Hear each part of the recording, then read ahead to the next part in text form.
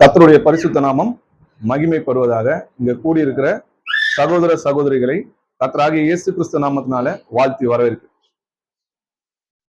எரேமியா 17ஆம் அதிகாரம் 9-10 வசனங்கள் வரைக்கும் வாசிக்கலாம்.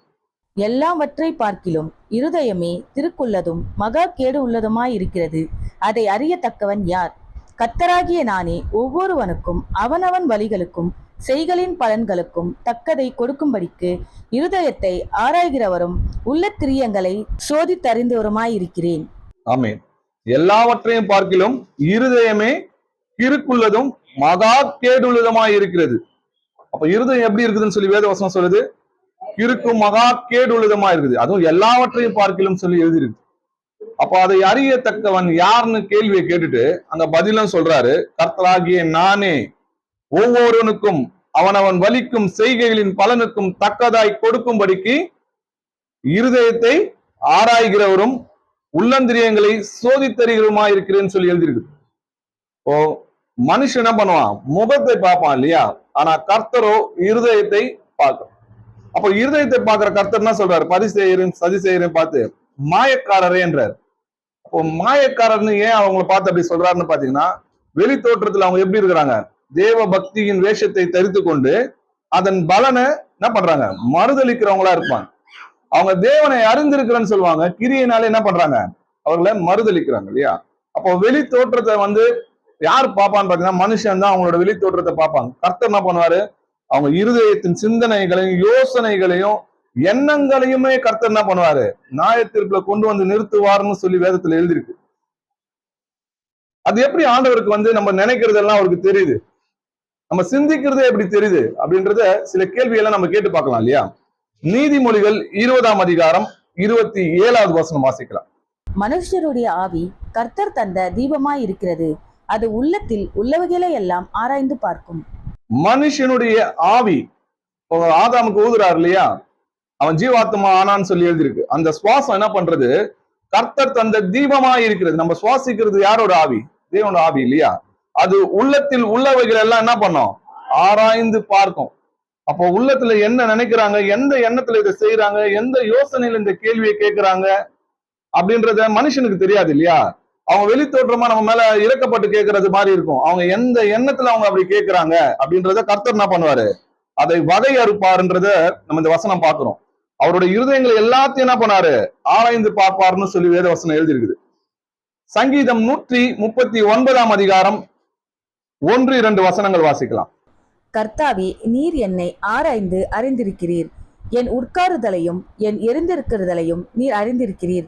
என் நினைவுகளை தூரத்திலிருந்து அறிகிறீர். ஆமென். கர்த்தாவே, நீர் என்னை ஆராய்ந்து அறிந்திருக்கிறீர். நான் உட்கார்ந்தாலும் சரி, எழுந்தாலும் சரி, என்ன பண்றீங்க? நீங்க என்ன அறிந்திருக்கிறீங்க. என் நினைவுகளை எங்க இருக்கிறாராம்? தூரத்திலிருந்தே அறிகிறவர். அப்போ அவருக்கு நல்லாவே தெரியும் நம்ம என்ன நினைக்கிறோம், என்ன சிந்திக்கிறோம், எல்லாமே அவர் கர்த்தருக்கு தெரியும். எந்த எண்ணத்துல சிந்திக்கிறோம், எந்த யோசனை பண்றோம், எல்லாமே அவருக்கு நல்லாவே தெரியும். அவருக்கு முன்னாடி நம்ம எப்படி இருக்கிறோம்னு பாத்தீங்கன்னா, அவருடைய பார்வைக்கு மறைவான சிருஷ்டி ஒன்றும் இல்லை, சகலமும் அவருடைய கண்களுக்கு முன்பாக நிர்வாணமாயும் வெளியரங்கமாயும் இருக்கிறதுன்னு சொல்லி எழுதியிருக்கு. அப்ப அவருடைய கண்களுக்கு முன்னாடி நம்ம எப்படி இருக்கிறோம்? நிர்வாணமாயும் வெளியரங்கமாயும் இருக்கிறோம்னா, நம்மளுடைய இருதயத்தை அவருக்கு முன்னாடி எப்படி இருக்குது? வெளியரங்கமா இருக்குது. யோசனைகள், சிந்தனைகள், எண்ணங்கள், இது எல்லாவற்றையும் என்ன பண்ணுவாரு? அவர் வகையறுத்து பிரிக்கிறவரா இருக்கிறார், வேர் பிரிக்கிறவரா இருக்கிறாரு. ஏன், எதுக்கு, எதனால இவங்க சிந்திக்கிறாங்கன்றத முதல் கொண்டு என்ன பண்ணுவாரு? அவர் அறிவார். சரி, இந்த மாதிரி அவர் தேவன் மனுஷனுடைய சிந்தனைகளை அறிந்திருக்கிறாரா அப்படின்றத வேதத்துல சில வசனங்களை பார்க்கலாம். மத்தேயு 9ஆம் அதிகாரம் 2-4 வசனங்கள் வரைக்கும் வாசிக்கலாம். அங்கே படுக்கையிலே கிடந்த ஒரு திமிர்வாதக்காரனை அவரிடத்தில் கொண்டு வந்தார்கள். இயேசு அவர்களுடைய விசுவாசத்தை கண்டு திமிர்வாதக்காரனை நோக்கி, மகனே, திடன் கொள், உன் பாவங்கள் உனக்கு மன்னிக்கப்பட்டது என்றார். அப்பொழுது வேத பாதகரில் சிலர், இவன் தேவதூஷணம் சொல்லுகிறான் என்று தங்கள் உள்ளத்தில் சொல்லிக் கொண்டார்கள். இயேசு அவர்கள் நினைவுகளை அறிந்து, நீங்கள் உங்கள் இருதயங்களில் பொல்லாதவைகளை சிந்திக்கிறது என்ன? ஒரு திமிர்வாதக்காரன் என்ன பண்றாங்க? இயேசுபா கிட்ட கொண்டு வராங்க இல்லையா? அவங்க கூரையை பிரிச்சு அவர்கிட்ட கொண்டு வரது அந்த விசுவாசத்தை பார்த்து, மகனே, திடன் கொள், உன் பாவங்கள் மன்னிக்கப்பட்டதுன்றார். உண்மைதான். அவங்க இருதயத்துல என்ன தெரியுமா சொல்றாங்க? இவன் தேவ தூஷணம் சொல்றான், தேவன் ஒருவரை தவிர, இதே நீங்க ஜோடி வசனம் போய் பாத்தீங்கன்னா தெரியும், தேவன் ஒருவரை தவிர பாவங்களை மன்னிக்கிறதுக்கு ஒரு யாரு? அப்ப தேவன் தான் நம்மளுடைய பாவங்களை மன்னிக்க முடியும். இப்போ நம்மளோட என்கிட்ட ஒருத்தர் தப்பு பண்றாங்க, எனக்கு அநியாயம் பண்றாங்கன்னா நான் மன்னிக்கலாம். இப்ப இன்னொருத்தவங்க நடக்கிற பாவங்களை நான் மன்னிக்க முடியுமா? இங்க எல்லா பாவங்களும் யாருக்கு விரோதமா செய்யறாங்கன்னு பாத்தீங்கன்னா தேவனுக்கு விரோதமாக தான் செய்யறாங்கன்றத முதல்ல புரிஞ்சுக்கணும். நம்ம பாவங்களே யாருக்கு விரோதமா செய்யறோம்? நம்மை உண்டாக்கின தேவனுக்கு விரோதமா செய்யறோம். அதான் யோசேப்பு சொல்றாரு, நான் தேவனுக்கு விரோதமாக இப்படிப்பட்ட பாவங்களை செய்கிறது எப்படி? அப்போ பாவங்கள் தேவனுக்கு விரோதமா தான் நம்ம செய்யறோம் இல்லையா? அப்போ தேவன் தான் பாவங்களை மன்னிக்கிறதுக்கு அதிகாரம் உண்டு. அப்ப இந்த மனுஷன் யாரு? ஒரு மனுஷன் தேவனோட பாவங்களை மன்னிக்கிறேன்னு சொன்னது தேவ தூஷணம். அவங்க கரெக்டா தான் கேட்டாங்க, ஆனா அவங்களுக்கு தெரியாது இல்லையா? இப்பிரபஞ்சத்தின் பிரபுக்களில் ஒருவனும் அறியல, அறிந்தார்கள் ஆனால் மகிமையின் கர்த்தர் என்ன பண்ணிருக்க மாட்டாங்க, அவங்க சிலுவையில் அறிந்திருக்க மாட்டாங்க. அவர்கள் தங்கள் உள்ளத்தில் சொல்லிக் கொண்டார்கள் எழுதியிருக்குது, வெளியில கிடையாது. இயேசு அவர்கள் நினைவுகளை அறிந்து, தேவன் ஒருவரை தவிர இருதயத்தின் நினைவுகளை வேற யாராலையும் அறிய முடியாது. அவர் இருதயங்கள் நினைவுகளை அறிந்து, நீங்கள் உங்கள் இருதயங்களில் பொல்லாதவைகளை சிந்திக்கிறது என்ன? அப்போ சிந்தனை எங்க வருது? இருதயத்துலதான் வருது. அப்போ இந்த இருதயத்தின் பொல்லாத சிந்தனைகளை நீங்க சிந்திக்கிறது என்னன்னு கேட்கிறார். அப்போ அவங்க இருதயத்துல இருக்கிறது ஆண்டவர் என்ன பண்றாரு? அறிகிறாருன்றதை நம்ம பாக்குறோம் இல்லையா? சரி, இதே போல இன்னும் சில வசனங்களை பார்க்கலாம். மத்தேயு 9ஆம் அதிகாரம் 20-22 வசனங்கள் வரைக்கும் வாசிக்கலாம். அப்பொழுது 12 வருஷமாய் பெரும்பாடுள்ள ஒரு ஸ்ரீ, நான் அவருடைய வஸ்திரத்தை ஆகிலும் தொட்டால் சொஸ்டமாவேன் என்று தன் உள்ளத்தில் எண்ணிக்கொண்டு அவர் பின்னாலே வந்து அவருடைய வஸ்திரத்தின் ஓரத்தை தொட்டாள். இயேசு திரும்பி அவளை பார்த்து, மகளே, திடன் கொள், உன் விசுவாசம் உன்னை ரட்சித்தது என்றார். அந்நேரம் முதல் அந்த ஸ்ரீ சொஸ்டமானாள். ஆமே. இப்போ அந்த 12 வருஷமா இருக்கிற ஒரு பெரும்பாடு உள்ள ஸ்ரீயை பத்தி உங்களுக்கு நல்லா தெரியும், நீங்க வாசிச்சிருப்பீங்க. அவங்க என்ன பண்றாங்க? நான் அவருடைய வஸ்திரத்தை ஆகிலும் தொட்டால் சொஸ்தமாவேன் என்று எங்க சொல்லி கொண்டாங்க? தன் உள்ளத்தில் எண்ணிக்கொண்டு அவர் பின்னாலே வந்து அவருடைய வஸ்திரத்தை தொடுறாங்க. இயேசு என்ன பண்ற பாருங்க. இயேசு திரும்பி அவளை பார்த்து, மகளே, திடன் கொள், உன் விசுவாசம் என்ன பண்ணுது, உன்னை ரட்சித்தது. அப்ப அவங்க இருதயத்துல விசுவாசிச்சுதான் அவங்கள தொடுறாங்க. ஆனா கர்த்தர் சொல்றாரு, உன் விசுவாசம் உன்னை ரட்சித்தது. அப்போ அவங்க இருதயத்துல விசுவாசிக்கிறத கர்த்தர் என்ன பண்ணாரு? அறிந்தார். அவர் தேவன்றதுக்கு இன்னும் அநேக வசனங்கள் இருக்கு. சரி, இன்னும் சில வசனங்களை பார்க்கலாம். மத்தேயு 16ஆம் அதிகாரம் 6-8 வசனங்கள் வரைக்கும் வாசிக்கலாம். இயேசு அவர்களை நோக்கி, பரிசேயர் சதுசேயர் என்பவர்களின் புளித்த மாவை குறித்து எச்சரிக்கையாய் இருங்கள் என்றார்.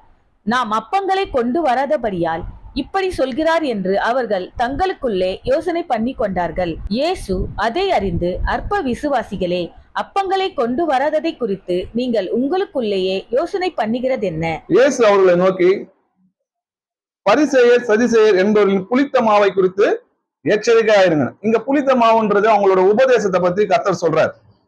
ஆனா இவங்க என்ன நினைச்சுக்கிறாங்க பாத்தீங்கன்னா, நம்ம அப்பம் எடுத்துட்டு வரல இல்லையா, அதனாலதான் இவர் நம்ம என்ன பண்றாரு இப்படி சொல்றாருன்ட்டு தங்களுக்குள்ளே என்ன பண்ணாங்க, யோசனை தான் பண்றாங்க இருதயத்துல.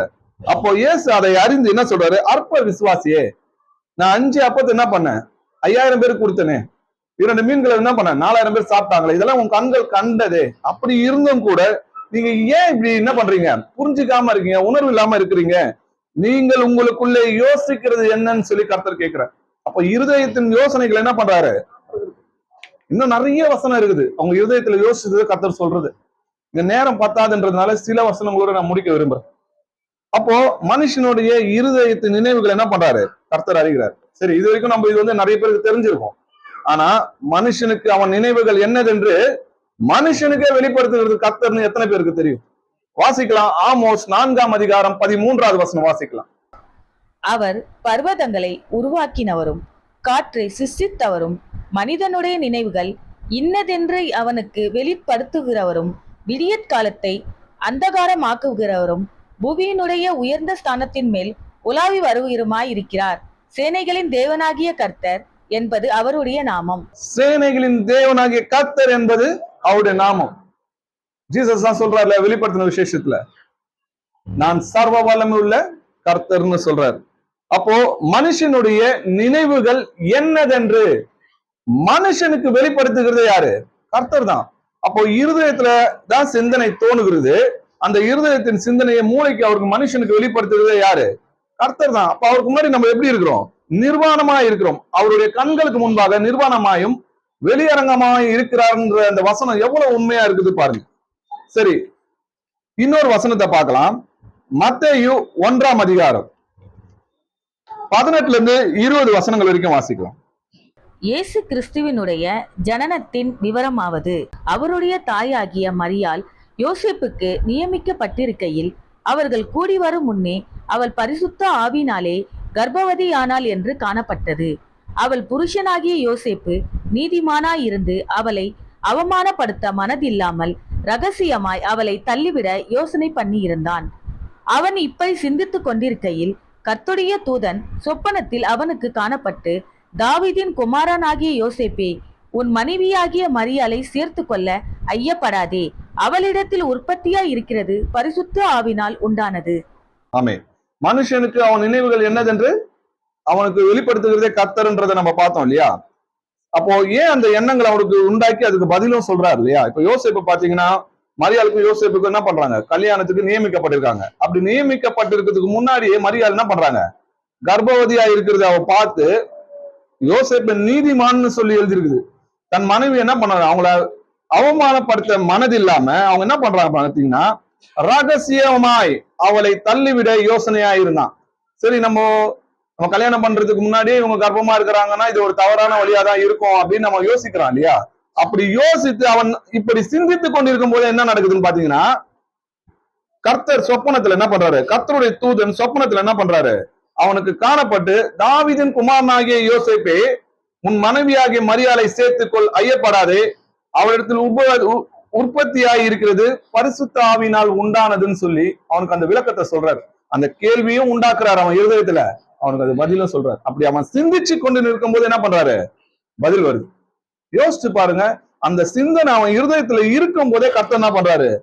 கூட உட்கார்ந்து பேசுறது போல பதில் சொல்றாரு. உடனே சொப்பன அந்த தூதனை அனுப்புறாருன்னா முதல்ல என்ன பண்ணிருக்காரு? அவனுக்கு அந்த கேள்வியை உண்டாக்குறாரு. அதுக்கப்புறம் என்ன பண்றாரு? அதற்கான பதிலையும் கொடுக்கிறாரு. அப்ப இருதயத்துல சிந்திக்கிறதுக்கும் இருதயத்திலேயே அந்த யோசனை அவனுக்கு என்ன பண்றாரு? பதிலும் கொடுக்க வல்லமை உள்ளவரா நம்மளுடைய கர்த்தர் இருக்கிறார். இந்த மாதிரி நிறைய காரியங்களை அவர் செஞ்சிருக்கிறாரு. சில காரியங்களை பார்க்கலாம். அபிரகாமின் ஊழியக்காரன் எலியேசரை பத்தி நீங்க படிச்சிருப்பீங்க இல்லையா? ஆதியாகமம் 24ஆம் அதிகாரம் 42 இருந்து 46 வசனங்கள் வரைக்கும் வாசிக்கலாம். அப்படியே நான் இன்று துறவண்டியிலே வந்து, என் எஜமானாகிய ஆபிரகாமின் தேவனாகிய கர்த்தரே, என் பிரயாணத்தை நீர் இப்பொழுது வாய்க்க பண்ணுவீரானால், இதோ நான் தண்ணீர் துறவண்டியிலே நிற்கிறேன். தண்ணீர் மொல்ல வரப்போகிற கன்னிகையை நான் நோக்கி, உன் குடத்தில் இருக்கிற தண்ணீரில் கொஞ்சம் எனக்கு குடிக்க தர வேண்டும் என்று கேட்கும் பொழுது, நீ குடி என்றும் உன் ஒட்டகங்களுக்கு மொண்டு வார்ப்பேன் என்றும் சொல்லும் பெண்ணே, கர்த்தர் என் எஜமானுடைய குமாரனுக்கு நியமித்த ஸ்ரீயாக வேண்டும் என்றேன். நான் இதை என் இருதயத்தில் சொல்லி முடிக்கும் முன்னே, இதோ ரெபெக்காள் தன் குடத்தை தோள்மேல் வைத்துக்கொண்டு புறப்பட்டு வந்து துறவில் இறங்கி போய் தண்ணீர் மொண்டாள். அப்பொழுது நான் எனக்கு குடிக்க தர வேண்டும் என்றேன். அவள் சீக்கிரமாய் தன் தோளில் மேலிருந்த குடத்தை இறக்கி, குடியும், உம்முடைய ஒட்டகங்களுக்கும் வார்ப்பேன் என்றாள். நான் குடித்தேன், ஒட்டகங்களுக்கும் வார்த்தாள். அபிரகாம் என்ன பண்ண சொல்றாரு? ஈசாக்குக்கு என்னோட ஜாதி இடத்துல போய் என்ன பண்ண, பெண் கொண்டு வா அப்படின்னு சொல்லி அவர் அனுப்புறாரு இல்லையா? அப்போ எலியேசரும் புறப்பட்டு போறாரு. அப்போ கர்த்தர்கிட்ட என்ன பண்றாரு? ஜெபம் பண்றாரு இல்லையா? என் எஜமானாகிய அபிரகாமின் தேவனாகிய கர்த்தரே, என் பிரயாணத்தை நீர் இப்போது வாய்க்க பண்ணுவீரானால், நான் என்ன பண்றேன்? துறவண்டில நிக்கிறேன், தண்ணீர் மொண்டு கொள்வதற்கு நான் கண்ணியை நோக்கி எனக்கும் என் ஒட்டகத்துக்கும் என்ன பண்ணுங்க, தண்ணீர் கொடுக்க நான் கேட்கும் போது, யார் வந்து நான் உனக்கும் உன்னுடைய ஒட்டங்களுக்கும் தண்ணீர் வார்ப்பேன் என்று சொல்றாங்களோ அவங்கதான் நீங்க என்ன பண்ணீங்க, ஈசாக்குக்கு பார்த்த நான் ஒரு மனைவியா ஏற்படுத்தினவங்க எல்லாம் இருப்பீங்கன்னு அவர் இருதயத்துல அவர் நினைச்சு கொண்டிருக்கும் போது என்ன பண்றாங்க? நல்லா வசனம் பாருங்க. கர்த்தர் என் எஜமானுடைய குமாரனுக்கு நியமித்த ஸ்ரீயா இருக்க வேண்டும் என்றேன், நான் இதை என் இருதயத்தில் சொல்லி முடிக்கும் முன்னேன்னு சொல்லி எழுதிருக்குது. அவர் இன்னும் இருதயத்துல இருந்து என்ன பண்ணல, சொல்லியே முடிக்கலையா. அதற்கு முன்னாடி என்ன பண்றாங்க? இதோ ரெபெக்காள் வந்து நிக்கிறாங்க. வந்து என்ன சொல்றாங்க? உனக்கும் உன் ஒட்டகத்துக்கும் என்ன பண்ணுவேன், நான் தண்ணீர் வாழ்க்கைன்னு சொன்னார்.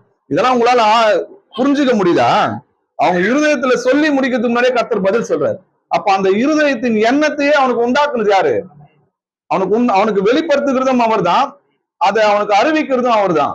அவருக்கு முன்னாடி நம்ம எல்லாம் எப்படி இருக்கிறோம்? நிர்வாணமாயும் வெளியரங்கமா இருக்கிறோம். நம்ம நீங்க நினைக்கிறதுக்கு மேலாக நம்முடைய வல்லமை உள்ள தேவனா இருக்கிற நம்முடைய கர்த்தர், வெறும் வார்த்தையினால் வானங்களையும் பூமியையும் உண்டாக்குன கர்த்தர் நம்முடைய மனுஷன் எம்மாத்திரம் அவன் அற்பமானவன் சொல்லி எழுதியிருக்கு. அவனுடைய இருதயத்தின் நினைவுகளையும் யோசனைகளையும் எண்ணங்களையும் வகையறுப்பார். எந்த எண்ணத்துல, எந்த சிந்தையில நீ பேசுற, எந்த எண்ணத்துல நீ இந்த கேள்வியை கேட்கிற, எல்லாத்தையும் என்ன பண்ணுவாரு? கர்த்தர் நியாயத்துல கொண்டு வந்து நிறுத்துவார்னு சொல்லி எழுதியிருக்கு. அவர் பயங்கரமான தேவன் சொல்லி எழுதியிருக்கு. அவரை கண்டு நம்மளாம் என்ன பண்ணோம்? அஞ்சி நடுங்க வேண்டும். கர்த்தர் அன்புள்ளவர் தான், அதே டைம்ல அவர் பட்சிக்கிற அக்னியாவும் இருக்கிறார்ன்றதை நம்ம மறந்துடக்கூடாது. ஆதியாகமம் 17ஆம் அதிகாரம் 15 19 வசனங்கள் வரைக்கும் வாசிக்கலாம். பின்னும் தேவன் ஆபிரகாமை நோக்கி, உன் மனைவி சாராயை இனி சாராய் என்று அழையாதிருப்பாயாக. சாராள் என்பது அவளுக்கு பேராயிருக்கும். நான் அவளை ஆசிர்வதித்து அவளாலே ஒரு குமாரனையும் தருவேன். அவள் ஜாதிகளுக்கு தாயாகவும் அவளாலேயே ஜாதிகளின் ராஜாக்கள் உண்டாக்கவும் அவளை ஆசிர்வதிப்பேன் என்றார். அப்பொழுது ஆபிரகாம் முகம் குப்புற விழுந்து நகைத்து, 100 வயதானவுக்கு பிள்ளை பிறக்குமோ? 90 வயதான சாராள் பிள்ளை பெறுவாளோ என்று தன் இருதயத்திலே சொல்லிக்கொண்டு, இஸ்மவேல் உமக்கு முன்பாக பிழைப்பானாக என்று ஆபிரகாம் தேவனிடத்தில் விண்ணப்பம் பண்ணினான். அப்பொழுது தேவன், உன் மனைவியாகிய சாராள் நிச்சயமாய் உனக்கு ஒரு குமாரனை பெறுவாள். அவனுக்கு ஈசாக்கு என்று பெயரிடுவாயாக. என் உடன்படிக்கையை அவனுக்கும் அவனுக்கு பின்வரும் அவன் சந்ததிக்கும் நித்திய உடன்படிக்கையாக ஸ்தாபிப்பேன். ஆமென். கர்த்தர் என்ன பண்றாரு? ஆபிரகாமுக்கு தரிசனம் ஆகுறார் இல்லையா? தரிசனமாகி அவர் என்ன சொல்றாரு? சாராய் நீ என்ன பண்ணாத, சாராயின்னு அழைக்கப்படாம சாராள்னு என்ன பண்ண நீ கூப்பிடுன்றாரு. எதனாலனா, நான் அவளை ஆசீர்வதித்து என்ன பண்ணுவேன்? அவருக்கு ஒரு பிள்ளையை கொடுப்பேன்னு நான் கர்த்தர் சொல்றாரு இல்லையா? அவங்கள நான் ராஜாக்களை ஆக்குவேன் அப்படின்னு சொல்லி அவரோட வம்சங்களை பத்தி முன்னதாகவே என்ன பண்றாரு? ஆபிரகாமுக்கு சுவிசேஷமா அறிவிக்கிறாரு. அப்போ ஆபிரகாம் என்ன பண்ணாருன்னு பாருங்க. ஆபிரகாம் முகம் குப்புற விழுந்து என்ன பண்றாரு? நகைக்கிறாரு. ஏன்னா கீழே குனிஞ்சிட்டு சிரிச்சான்னா தெரியாது, கர்த்தருக்கு தெரியாது இல்லையா? 100 வயதா இருக்கிறவனுக்கு பிள்ளை பெருக்குமோ? 90 வயதான சாராள் பிள்ளை பெறுவாளோ என்று தன் இருதயத்தில் சொல்லி கொண்டு, அவன் என்ன சொல்றான்? முகம் குப்புற சிரிச்சுட்டு இருதயத்துல என்ன பண்றாரு? சொல்றாரு. ஏன்னா கர்த்தருக்கு அறிய மாட்டார் இல்லையா? அப்போ இஸ்மவேல் என்ன பண்ணுவாரு? உனக்கு முன்பாக பிள்ளையா எனக்கு இருப்பான்னு சொல்லும் போது கர்த்தர் சொல்றாரு, இல்ல, நிச்சயமா சாராள் என்ன பண்ணுவான்? ஒரு குமாரனை பெறுவார். அவருக்கு ஈசாக்குன்னு பேரிடுவாயாகன்னு சொன்னார். அதனாலதான் ஒரு வாக்கு தத்தத்தின் பிள்ளையா இருக்கு. அப்போ இருதயத்துல நினைக்கிறது ஆண்டவர் என்ன பண்றாரு? வெளியரங்கமாக்குறாரு. அன்னைக்கு பயந்துருப்பார் இல்லையா ஆபிரகாம்? என்னடா நம்ம இருதயத்துல நினைச்சது அவர் சொல்றாருன்னு. இன்னைக்கு அதே பயம் நமக்கும் இருந்துச்சுன்னா நம்மளும் எப்படி இருப்போம்? கர்த்தருக்கு முன்னாடி உண்மையா இருக்கும். சரி, இதே காரியத்தை சாராலும் பண்ணாங்க. ஆதியாகமம் 18ஆம் அதிகாரம் 10 15 வசனங்கள் வரைக்கும் வாசிங்க. அப்பொழுது அவர், ஒரு உற்பவ கால திட்டத்தில் நிச்சயமாய் உன்னிடத்திற்கு திரும்ப வருவேன். அப்பொழுது உன் மனைவியாகிய சாராளுக்கு ஒரு குமாரன் இருப்பான் என்றார். சாராள் அவருக்கு பின்புறமாய் கூடார வாசலிலே இதை கேட்டு கொண்டிருந்தாள். ஆபிரகாமும் சாராளும் வயது சென்று முதிர்ந்தவர்களாயிருந்தார்கள்.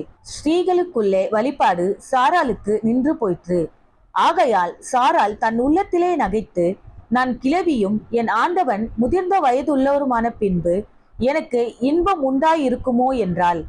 அப்பொழுது கர்த்தர் ஆபிரகாமை நோக்கி, சாராள் நகைத்து, நான் கிழவியாய் இருக்க பிள்ளை பெறுவது மெய்யோ என்று சொல்வானேன்? கர்த்தரால் ஆகாத காரியம் உண்டோ? உற்பவ கால திட்டத்தில் உன்னிடத்திற்கு திரும்ப வருவேன். அப்பொழுது சாராளுக்கு ஒரு குமாரன் இருப்பான் என்றார். சாராள் பயந்து, நான் நகைக்கவில்லை என்று மறுத்தாள். அதற்கு அவர், இல்லை, நீ நகைத்தாய் என்றார். நல்லா பாருங்க, திரும்பவும் கர்த்தர் என்ன பண்றாரு? ஆபிரகாமுக்கு தரிசனமாயி, நான் நிச்சயமா ஏற்ற நேரத்துல வருவேன், அப்போ சாராள் என்ன பண்ணுவான்? ஒரு குமாரனை பெறுவார்னு சொல்லி அது ஏற்கனவே சொன்னதை திரும்பவும் ரிப்பீட் பண்றாரு. அப்போ சாராள் என்ன பண்றாங்க? எங்க இருக்கிறாங்கன்னு பாத்தீங்கன்னா, பின்புறமாக கூடார வாசலில் அதை கேட்டுக்கொண்டிருந்தாங்க. இங்க முன்னாடி பேசிட்டு இருக்கிறாங்க, மனுஷ ரூபத்துல தானே வந்தாங்க. 2 தேவ தூதர்களும் கர்த்தரும் தரிசனம் ஆகுறாரு இல்லையா? அப்போ பின்னாடி எப்படி இருக்காங்க? ஒரு கூடார வாசல்ல ஒளிஞ்சிட்டு என்ன பண்றாங்க? பின்னாடி இருந்துட்டு இங்க பேசுறது அவங்க கேட்கிறாங்க. அப்போ சாராள் வயது சென்று முதிர்ந்தவளா இருந்ததுனால அவங்களுக்குள்ள என்ன இருந்துச்சு? ஸ்திரீகளுக்குள்ள இருக்கிற வழிபாடு நின்று போயிட்டு இல்லையா? ஆகையால் சாராள் தன் உள்ளத்தில் நகைத்து என்ன சொல்றாங்க? நான் கிழவியும் என் ஆண்டவனும் வயசானவரும் இருக்கும் போது எங்களுக்கு குழந்தை பிறக்குமோ அப்படின்னு சொல்லி அவங்க இருதயத்துல நகைக்கிறத கர்த்தர் என்ன பண்றாரு, பாக்குறாரு இல்லையா? அப்ப என்ன சொல்றாரு, கர்த்தரால் ஆகாத காரியம் ஒன்றுமே இல்லையே.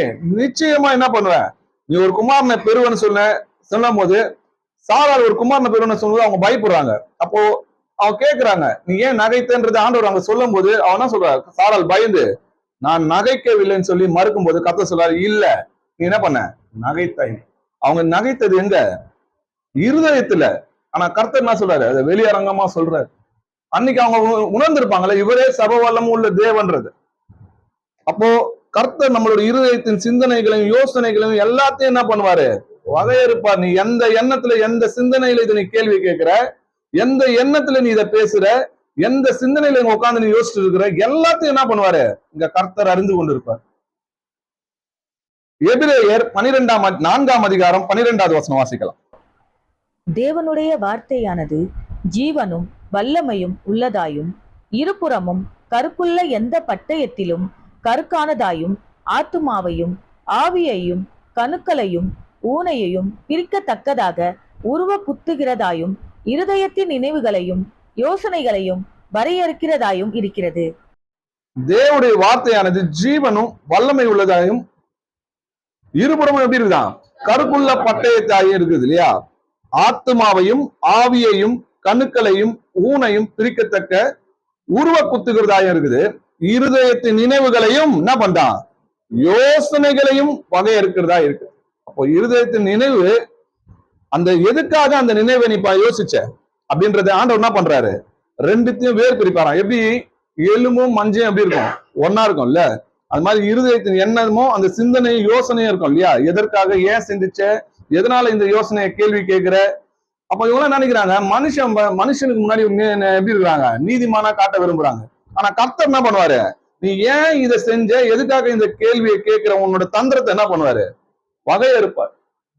அப்ப நம்ம பயப்படணும். யாருக்கு பயப்படணும், தேவனுக்கு பயப்படணும். அப்ப இருதயத்துல அந்த சிந்தனையை என்ன பண்ணணும், நமக்கே அது தெரியணும். இந்த இருதயத்தின் சிந்தனையை நம்ம என்ன பண்ணணும், இந்த எந்த எண்ணத்துல நம்ம கேட்கிறோம், எந்த எண்ணத்துல சிந்திக்கிறோம் ஆண்டவர் அறிவாரு. அவருக்கு முன்னாடி நம்ம எப்படி இருக்கிறோம், வெளியரங்கமா இருக்கிறோன்ற அந்த பயம் என்ன பண்ணணும், நம்ம இருதயத்துல எப்போதும் இருக்கணும். அதே போல ஒரு இருதயத்தை என்ன பண்றாரு, ஒருத்தர் சிந்திக்கிறாரு, அவருடைய நினைவையும் யோசனையும் ஆண்டவர் எப்படி வகையா இருக்கிறாருன்றதை நம்ம பார்க்கலாம். ஆதியாகமம் 20ஆம் அதிகாரம் 2 to 6 வசனங்கள் வரைக்கும் வாசிக்கலாம். அங்கே ஆபிரகாம் தன் மனைவியாகிய சாராளை தன் சகோதரி என்று சொன்னதினாலே கேராரின் ராஜாவாகிய அபிமெலக்கு ஆள் அனுப்பி சாராளை அழைப்பித்தான். தேவன் இரவிலே அபிமெலக்குக்கு சொப்பனத்திலே தோன்றி, நீ அழைப்பித்த ஸ்ரீ நிமித்தம் நீ செத்தாய், அவள் ஒருவனுடைய மனைவியாய் இருக்கிறாளே என்றார். அபிமெலக்கு அவளை சேராதிருந்தான். ஆகையால் அவன், ஆண்டவரே, நீதியுள்ள ஜனங்களை அழைப்பீரோ, இவள் தன் சகோதரி என்று அவன் என்னோட சொல்லவில்லையா, அவன் தன் சகோதரன் என்று இவளும் சொன்னாலே, உத்தம இருதயத்தோடும் சுத்தமான கைகளோடும் இதை செய்தேன் என்று சொன்னான். அப்பொழுது தேவன், உத்தம இருதயத்தோட நீ இதை செய்தாய் என்று நான் அறிந்திருக்கிறேன். நீ எனக்கு விரோதமாய் பாவம் செய்யாதபடிக்கு உன்னை தடுத்தேன். ஆகையால் நீ அவளை தொட நான் உனக்கு இடம் கொடுக்கவில்லை. கேராரின் ராஜாவாகிய அபிமெலக்கு, நீங்க படிச்சிருப்பீங்களா, அந்த நாட்டுல போய் என்ன பண்றாரு, ஆபிரகாமும் சாராளும் போய் தங்குறாங்க. அப்போ அங்க என்ன சொல்றாரு, நீ என்னோட சகோதரின்னு சொல்லு, மனைவின்னு சொன்னா என்னை கொன்று போட்டு என்ன பண்ணுவாங்க, உன்னை உயிரோட வைப்பாங்க. அதனால நீ என்னோட சகோதரின்னு சொன்னா அந்த இடத்துல அவங்க கிட்ட என்ன கிடைக்கும், இரக்கம் கிடைக்கும், நம்ம உயிர் தப்புவோம்னு சொல்லி ஆபிரகாம் சொல்றாரு இல்லையா? அப்ப அபிமெலக்கு என்ன பண்றாரு, சாராள் அழகா இருக்கிறதுனால சாராள் என்ன பண்றாரு, மனைவி ஆக்கணும்னு சொல்லிதான் என்ன பண்றாரு, அவங்களை அழைக்கிறாரு. ஆனா கர்த்தர் என்ன பண்றாரு, சொப்பனத்துல அவருக்கு தோன்றி, நீ என்ன பண்ணாத, அபிமெலக்கே அவளை சேராதிரு, ஏன்னா இந்த ஸ்திரீ நிமித்தம் நீ என்ன பண்ணுவ, நீ செத்தாய், அவள் ஒருவனுடைய மனைவியாய் இருக்கிறார்ன்றது ஆண்டவர் என்ன பண்றாரு, அவனுக்கு சொப்பனத்துல வெளிப்படுத்துறாரு. அப்ப அபிமெலக்கு எச்சரிக்கை, கர்த்தருடைய சொப்பனத்துக்கு பயந்து என்ன பண்றான், அவங்க கூட சேராம விலகி இருந்தான். அப்போ அவன் என்ன சொல்றான், நீதிமானா இருந்து என்ன சொல்றான் பாருங்க, அவன் பக்கத்துல இருக்கிற நாயத்தை கர்த்தர்கிட்ட சொல்றான். என்ன சொல்றான்னு பாத்தீங்கன்னா, அவர் ஆபிரகாம் அவரோட சகோதரின்னு சொல்லலையா, இவரும் அவரோட சகோதரன் சொல்லியா, நான் உத்தம இருதயத்தோட என்ன கல்யாணம் பண்ணி அவங்கள என்ன பண்ணோம், வாழணும்னு நினைச்சுதானே நான் அவங்களை அழைத்தேன் அப்படின்னு சொல்லும் போது, உத்தம இருதயத்தோடு சுத்த கைகளோடு இதை செய்தேன்னு சொல்லி ஆண்டவருக்கு முன்னாடி சொல்றான். அப்ப கர்த்தர் என்ன சொல்றாரு பாருங்க, நீ உத்தம இருதயத்தோட இதை செய்தாய்ன்றது என்ன பண்றேன், நான் அறிந்திருக்கிறேன். ஆனாலும் நீ எனக்கு விரோதமாக பாவம் செய்யாதபடிக்கு உன்னை தடுத்தேன்றார். அப்போ கர்த்தர் என்ன பண்றாரு, அவன் உத்தம இருதயத்துல தான் அழைச்சான். ஆனா இது பாவம் செய்யாதபடிக்கு என்ன பண்றாரு, கர்த்தர் அவனை தடுக்கிறார். அப்போ இருதயத்தின் நினைவுகளின் யோசனைகளை என்ன பண்றாரு, ஏன் எதனால இவன் செய்யறான்றதையும் ஆண்டவர் என்ன பண்றாரு, வகையறுக்கிறாருன்றதை இது நம்ம மூலமா தெரிஞ்சுக்கிறோம். எந்த எண்ணத்தையும் கர்த்தர் நியாயத்துல கொண்டு வருவார், எந்த சிந்தனையும் கர்த்தர் நியாயத்துல கொண்டு வந்து வருவார். சரி, எசேக்கியேலை எப்படி சோதித்து பாக்குறாருன்னு பாருங்க. எசேக்கியேலை பத்தி நம்ம வாசிக்கிறோம் இல்லையா, அவர் நீதிமான்றதை பாக்குறோம். அவருக்கு முன்னாடி, தேவனுக்கு முன்னாடி நம்பிக்கையா இருந்தவங்க யாருமே கிடையாது. இவர்களை போல நம்பிக்கை இருந்தவங்க யாருமே கிடையாதுன்றாங்க. எசேக்கியேல் பாத்தீங்கன்னா வெங்கல சர்பத்தை உடைத்து போட்டதே யாரு, எசேக்கியேல் தான். அதுக்கு முன்னாடி தாவீது கூட என்ன பண்றாங்க, அதுக்கு தூபம் காட்டிட்டு இருந்தாங்கன்னு சொல்லி எழுதிருக்கு. ஆனா எசேக்கியேல் தான் என்ன பண்ணாரு, விக்கிர ஆராதனை தப்புனா அது யார் என்ன பண்ணது, மோசே உண்டாக்குனாலும் என்னது அது தப்புதான், அதை வழிபடக்கூடாதுன்னு உடைத்து போட்டது அவர் தான். ஆனா அப்படிப்பட்டவரையும் கர்த்தர் என்ன பண்ணாரு தெரியுமா, சோதித்து தான் ஆராய்ஞ்சு பார்த்தாரு. எல்லாரையும் என்ன பண்ணுவாரு, சோதிப்பாரு. அபிரகாம சோதிச்சாரு, எல்லாருமே சோதித்துதான் என்ன பண்ணுவாரு, அவன் எப்படிப்பட்டவன்றதை ஆராய்ந்து பார்ப்பாரு. 2 நாளாகமம் 32ஆம் அதிகாரம் 24 இருந்து 26 வசனங்கள் வரைக்கும் வாசிக்கலாம். அந்நாட்களில் எசேக்கியா வியாதிப்பட்டு மரணத்திற்கு ஏதுவாயிருந்தான். அவன் கர்த்தரை நோக்கி ஜெபம் பண்ணும்போது அவர் அவனுக்கு வாக்குத்தத்தம் பண்ணி அவனுக்கு ஒரு அற்புதத்தை கட்டளையிட்டார். எசேக்கியா தனக்கு செய்யப்பட்ட உபகாரத்திற்கு தக்கதாய் நடவாமல் மனம் மேட்டிமையானான்.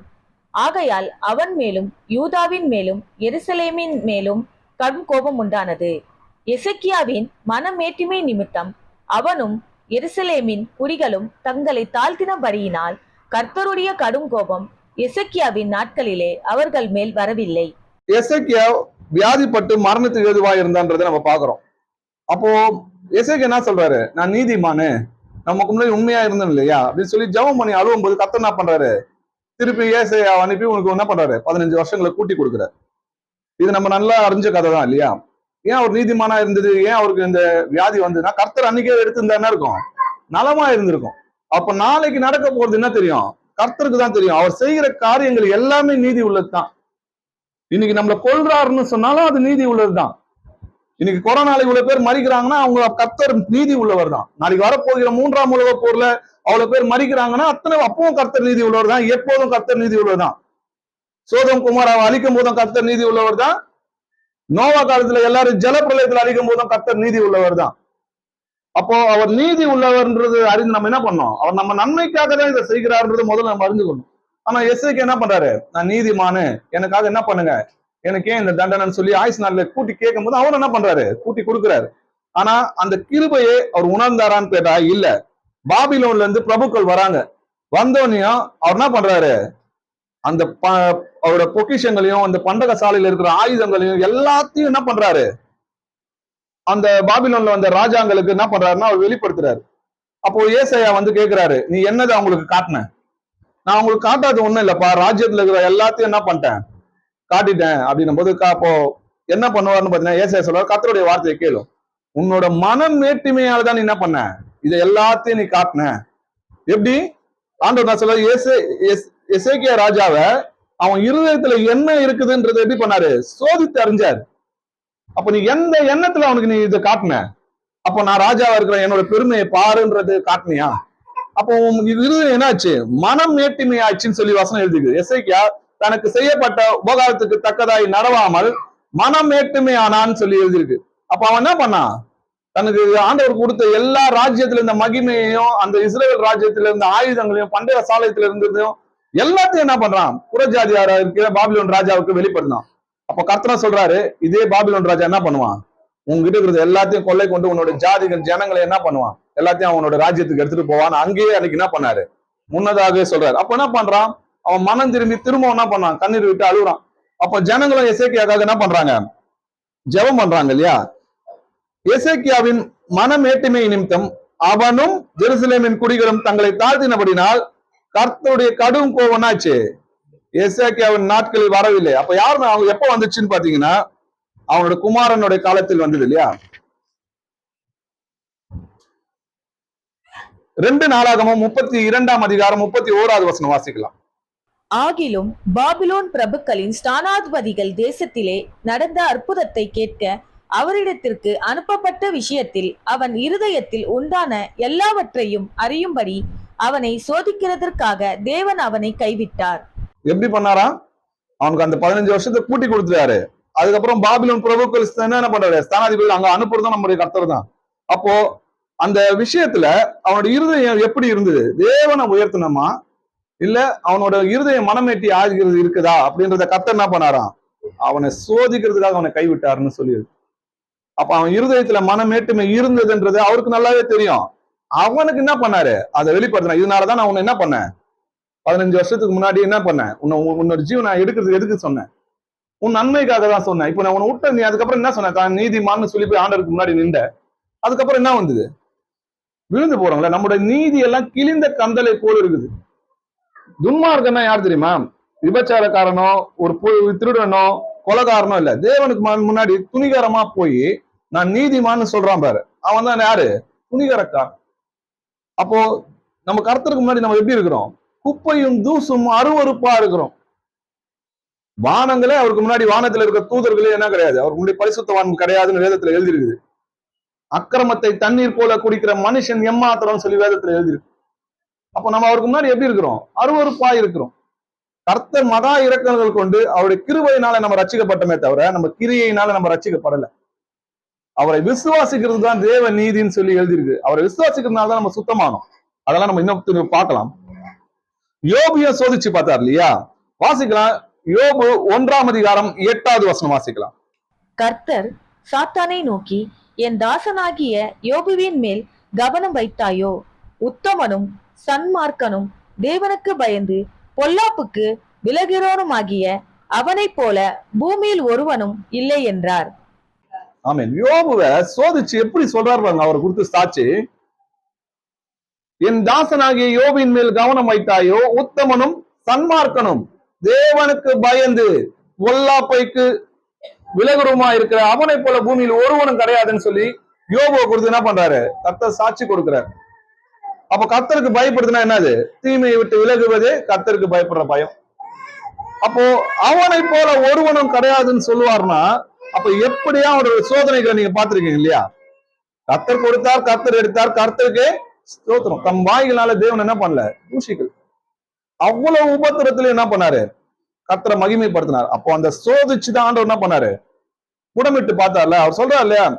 யோபு சொல்றாரு, என்னை புடமிட்டு பாரும், நான் தங்கம் போல் என்ன பண்ணுவேன்? பொன்னை போல் விளங்குவேன்னு சொல்றாரு இல்லையா? ஆபிரகாமையும் சோதிச்சு பார்த்துதான் தேர்ந்தெடுத்தாரு. வாசிக்கலாம். நெகேமியா 9ஆம் அதிகாரம் 7-8 வசனங்கள் வாசிக்கலாம். ஆபிரகாமை தெரிந்து கொண்டு அவனை ஊர் என்னும் கல்தேயரின் பட்டணத்தில் இருந்து புறப்பட பண்ணி அவனுக்கு ஆபிரகாம் என்னும் பெயரிட்ட தேவனாகிய கர்த்தர் நீர். அவன் இருதயத்தை உமக்கு முன்பாக உண்மை உள்ளதாக கண்டு கானானியர், ஏத்தியர், எபோரியர், பெரிசியர், எபோசியர், சிற்கானியருடைய தேசத்தை அவன் சந்ததிக்கு கொடுக்கும்படி அவனோடு உடன்படிக்கை பண்ணி உம்முடைய வார்த்தைகளை நிறைவேற்றினீர். நீர் நீதியுள்ளவர். ஆபிரகாமை தெரிந்து கொண்டு அவனை என்ன பண்ணாராம்? ஊர்ன்ற பட்டணத்துல இருந்து எங்க கொண்டு வந்தாராம்? கானான்ற தேசத்துக்கு கொண்டு வந்தார் இல்லையா?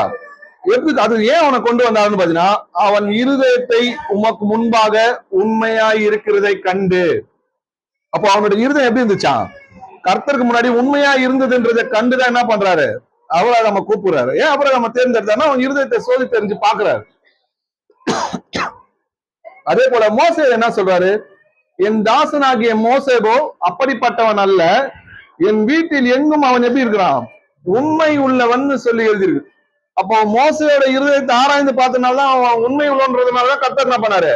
அவனை தேர்ந்தெடுத்தார். சரி, சாமுவேல் எதுக்கு தேர்ந்தெடுத்தாருன்னு பாருங்க. 1 சாமுவேல் 2ஆம் அதிகாரம் 35வது வசனம் வாசிக்கலாம். நான் என் உள்ளத்திற்கும் என் சித்தத்திற்கும் ஏற்றபடி செய்யத்தக்க உண்மையான ஒரு ஆசாரியனை எழும்ப பண்ணி அவனுக்கு நிலையான வீட்டை கட்டுவேன். அவன் என்னால் அபிஷேகம் பண்ணப்பட்டவனுக்கு முன்பாக சகல நாளும் நடந்து கொள்வான். சாமுவேல் என்ன சொல்றார் பாருங்க. நான் என் உள்ளத்துக்கும் என் சித்தத்துக்கும் ஏற்றபடி செய்யத்தக்க யாரு? உண்மையுள்ள ஒரு ஆசாரியனை நான் தேர்ந்தெடுப்பேன். அப்போ உண்மையுள்ள ஆசாரியனா அவன் இருப்பான், அவன் உண்மையுள்ளவனா இருக்கிறான், ஆண்டவருக்கு பிரியமானதை செய்வான், என் உள்ளத்துக்கும் என் சித்தத்துக்கும் செய்யத்தக்க அப்படின்றார். அப்போ சாமுவேலை ஏன் கர்த்தர் தேர்ந்தெடுக்கிறான்னா அவன் உண்மை உள்ளவனா இருந்தான். அவன் இருதயம் கர்த்தருக்கு முன்னாடி உண்மை உள்ளதா இருந்தது. அவனோட சிந்தனைகள், யோசனைகள், எண்ணங்கள் எல்லாமே எப்படி இருந்துச்சு? உண்மை உள்ளவர்களா இருந்ததுனால கர்த்தர் என்ன பண்றாரு? சாமுவேலை தேர்ந்தெடுக்கிறார். சரி, தாவீதை எதுக்கு தேர்ந்தெடுக்கிறான்னு பாத்தீங்கன்னா, தாவீது சொல்றாரு, ஈசாயின் குமாரனாகிய தாவீதை என் இருதயத்துக்கு ஏற்றனாக கண்டேன், எனக்கு சித்தமானவைகள் எல்லாம் என்ன பண்ணுவான்? அவன் செய்வான்னு சொல்லி அவனை குறித்து சாட்சி கொடுக்கிறாரு. என் இருதயத்துக்கு ஏற்றதெல்லாம் அவன் செய்வான். அப்ப கர்த்தருக்கு பிரியமானது என்ன என்ன என்ன என்று என்ன பண்றான்? சோதித்து பார்க்கறான். அவன் தான் என்ன பண்ணான்? தாவீதுக்கு தான் கர்த்தருக்கு ஒரு ஆலயத்தை கட்டலாம்னு அந்த இருதயத்துல அவனுக்கு என்ன வருது? சிந்தனை வருது. எதனால? அவன் ஒரு வீட்டுல ஒரு கேதுரு மரங்கள் நடுவுல பெரிய அரண்மனையில அவன் வாசமா இருக்கும்போது கர்த்தர் கூடாரங்கள்ல இருக்கிறாரு. அப்ப அவருக்கு ஒரு ஆலயத்தை கட்டணும். எப்படி யோசிக்கிறான் பாருங்க. கர்த்தரிடத்துல எதனா வாங்கலாமா, பெற்றுக்கொள்ளலாமா, இன்னைக்கு இன்மைக்கு தேடுறவங்க முன்னாடி கர்த்தருக்கு எதனா செய்ய முடியுமா, கர்த்தருக்கு பிரியமான காரியங்களை செய்ய முடியும், அவன் இருதயத்துல யோசிச்சுட்டே இருக்கிறான். அவன் நினைவெல்லாம் எப்படி இருக்குமா? கர்த்தருக்கு நினைவா இருக்குமா? அவருடைய வசனம் தான் அவனுக்கு மன மகிழ்ச்சின்னு சொல்றாரு. நான் போகும்போதும் வரும்போதும் வழிகள் என்ன பண்ணேன்? அவரை நினைத்து கொள்ளணும்னு சொல்றதே அவர் தான். படுக்கும் போது அவரோட நினைவுகள் தான் எனக்கு ஆராய்ச்சின்னு சொல்லி அவர் சொல்றாரு. நீங்க சங்கீதங்கள்லாம் படிச்சு பாருங்க. அப்போ கர்த்தர் மீது அவ்வளவு அன்பு கொண்டவரா இருந்தது யாரு? தாவீது. ஆனா எல்லாரையும் ஆண்டவர் என்ன பண்றாரு? நீங்க பாத்தீங்கன்னா பரிசுத்தவான்களை கர்த்தர் என்ன பண்றாரு? சோதித்து அவங்க இருதயம் எப்படிப்பட்டது என்று அறிந்துதான் என்ன பண்றாரு? கொண்டுட்டு வராரு. அப்போ கர்த்தர் தன்னுடைய மனுஷனுடைய இருதயங்களை ஆராய்ந்து அவருக்கு உண்மையாக காணப்படுகிற மனுஷனையே என்ன பண்றாரு? கர்த்தர் தேர்ந்தெடுக்கிறாருன்றதை நம்ம பார்க்கணும். சரி, நீதிமொழிகள் 21ஆம் அதிகாரம் 2வது வசனம் வாசிக்கலாம். மனுஷனுடைய வழிகள் எல்லாம் அவன் பார்வைக்கு செம்மையாக தோன்றும், கர்த்தரோ இருதயங்களை நிறுத்து பார்க்கிறார். மனுஷனுடைய வழிகள் அவனுக்கு எப்படி இருக்குமா? நான் செய்யறது கரெக்ட் தான் தோணும். நீ யார வேணா கேட்டு பாருங்க. நீ கட்டிட சர்ச்சுக்கு போறவங்களையும் கேளுங்க, அவங்க என்ன சொல்லுவாங்க? அவங்களுக்கு அவங்க இருதயம் என்ன பண்ணும்? கரெக்ட் தான், நான் செய்யறது கரெக்ட் தான். அதனாலதான் என்ன பண்ணும்? திருடனா கூட கேளுங்களேன், நான் செய்யறது கரெக்ட் தான். கொலைகாரனை கேளுங்க, விபச்சாரம் பண்றவங்க கேளுங்க, அவங்க இருதயத்துல அது கரெக்ட் நினைச்சுதான் செய்யறாங்க. அதுக்கு ஒரு காரணமும் சொல்லுவாங்கல்ல. ஆனா கர்த்தரோ இருதயங்களை என்ன பண்ணுவாரு? நிறுத்தி பார்ப்பார். நிறுத்தி பார்க்கறதுனா இடைக்கல்ல எப்படி வச்சு பார்ப்பாங்க, எது தப்பு எது சரின்னு. அந்த மாதிரி எந்த எண்ணத்துல எந்த செய்கையில எதனால செய்யற? ஒரு கட்டிட சர்ச்சுக்கு போறது தப்புன்னு தெரியும் இல்லையா? அவங்க இங்க தூரம், அதனால இடுக்கமான வாசல், இங்க உட்கார்ந்துட்டு இது கஷ்டத்தினால நீ வர மாட்டியா? இல்ல அங்க உனக்கு எப்படி இருக்குது? ஒரு ஏசி இருக்குது, ஒரு கம்ஃபர்ட் இருக்குது, நம்மளுக்கு என்ன கிடையாது, ஒரு எந்த பிரச்சனையும் கிடையாது. நம்ம ஏன் வரலன்னு யாரும் கேட்க போறது கிடையாது. நம்மளே ஏமாத்திக்கிறோமா, என்ன பண்றோம், எந்த சிந்தனை, என்ன யோசனை, எல்லாத்தையும் என்ன பண்ணுவாரு? ஆண்டவர் என்ன பண்ணுவாரு? நியாயத்துல கொண்டு வந்து நிறுத்துவாரு. அப்ப கர்த்தருக்கு நம்ம யாருக்கும் பதில் சொல்லணும்னு அவசியமே இல்லை. கர்த்தர் என்ன பண்ணுவாரு?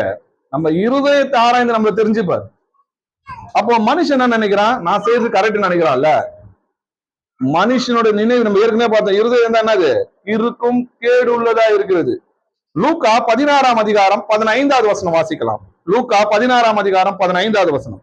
அவர் அவர்களை நோக்கி, நீங்கள் மனுஷர் முன்பாக உங்களை நீதிமான்களாக காட்டுகிறீர்கள், தேவனோ உங்கள் இருதயங்களை அறிந்திருக்கிறார். மனுஷருக்குள்ளே மேன்மையாக எண்ணப்படுகிறது, தேவனுக்கு முன்பாக அருவருப்பாய் இருக்கிறது. ஆமீன். நீங்கள் மனுஷருக்கு முன்பாக என்ன பண்றீங்க? உங்களை நீதிமானாக காட்டுறீங்க. யார் பார்த்து சொல்றாரு? பரிசேயர் சதுசேயர் பார்த்து சொல்றாரு. ஆனா அவங்க தேவனுடைய கற்பனைகளை எதனா கீழ்ப்படிஞ்சாங்களா? ஒண்ணுமே கீழ்ப்படியில. ஏன்னா அவருடைய கற்பனை எல்லாம் மனுஷர் போதிக்கிற உபதேசங்களா இருந்தது இல்லையா? ஆனா தேவன் அவங்களை பார்த்து சொல்றாரு, தேவனோ உங்கள் இருதயங்களை ஆராய்ந்திருக்கிறார், மனுஷனுக்குள்ளே மேன்மையாக எண்ணப்படுகிறது எப்படி இருக்குமா? தேவனுக்கு முன்பாக அருவருப்பா இருக்கும். உங்களை குறித்து யாராவது உங்களை புகழ்ச்சியா பேசினா என்னது? உங்களுக்கு ஐயோன்னு சொல்லி எழுதிருக்கு. அப்ப நம்ம தாவீதை பாத்தீங்கன்னா, தாவீது எல்லாம் பெருமையா பேசுவாங்க. ஆனா அந்த பெருமை எப்படி என்ன பண்ணுவாரு? கர்த்தர் பக்கமா திருப்புவார். கர்த்தர் கொடுத்தார், கர்த்தருக்கு ஸ்தோத்திரம். கர்த்தர் தான் இந்த யுத்தத்துல என்ன பண்ணாரு? எனக்கு ஜெயத்தை கொடுத்தார். கர்த்தர் தான் எனக்கு என்ன பண்ணாரு? இந்த யுத்தத்தை பழக்க வைத்தார். இந்த யுத்தம் கர்த்தருடைய, இந்த வெற்றி கர்த்தரால் வந்தது. நீங்க படிச்சு பார்த்தா உங்களுக்கு தெரியும் இல்லையா? தாவீதை பார்த்து எல்லா புகழ்ச்சியும் என்ன பண்ணுவாரு? கர்த்தர் பக்கமா திருப்பி விடுவார். நான் ஈசனும் தூசும் துரும்புமா இருக்கிறேன்னு சொல்றாரு. அவன் மனைவி அவமதிக்கும் போது கூட என்ன சொல்றாரு? நீ ஒரு ராஜாவா இருக்கிறியே, இப்படி இத்தனை பேருக்கு முன்னாடி ஆடு பாடி வரி என்னும் போது நான் யாருக்கு முன்னாடி ஆடுனேன்? என்ன ஆடு மேய்ச்சிருந்த என்ன ராஜாவாக்குனா என் கர்த்தருக்கு முன்னாடி ஆடுவேன். நீ என்ன நினைக்கிற இல்லையா அற்பமா? நான் அதுக்கு மேலேயும் நான் என்ன பண்ணுவேன்? அற்பமானவன் தான். நான் கர்த்தருக்கு முன்னாடி ஆடுனேன் அப்படின்ற அவர் தன்னை தாழ்த்துறாரு. சவுல் என்ன சொல்றாரு? என்னோட பெண்ணை நீ கல்யாணம் பண்ணிக்கன்னு நான் சொல்லும் போது அவர் என்ன சொல்றாரு?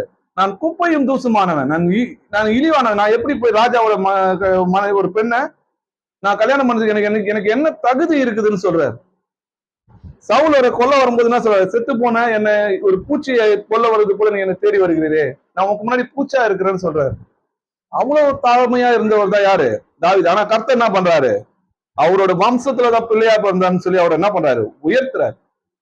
அப்போ நம்ம தாழ்மையா இருக்கணும். நம்ம இருதயத்தை என்ன பண்ணுவாரு? மேட்டுமையான சிந்தனைகளையும் மத்தவங்களுக்கு முன்னாடி பெருமையா நம்ம நடந்துக்கணும்.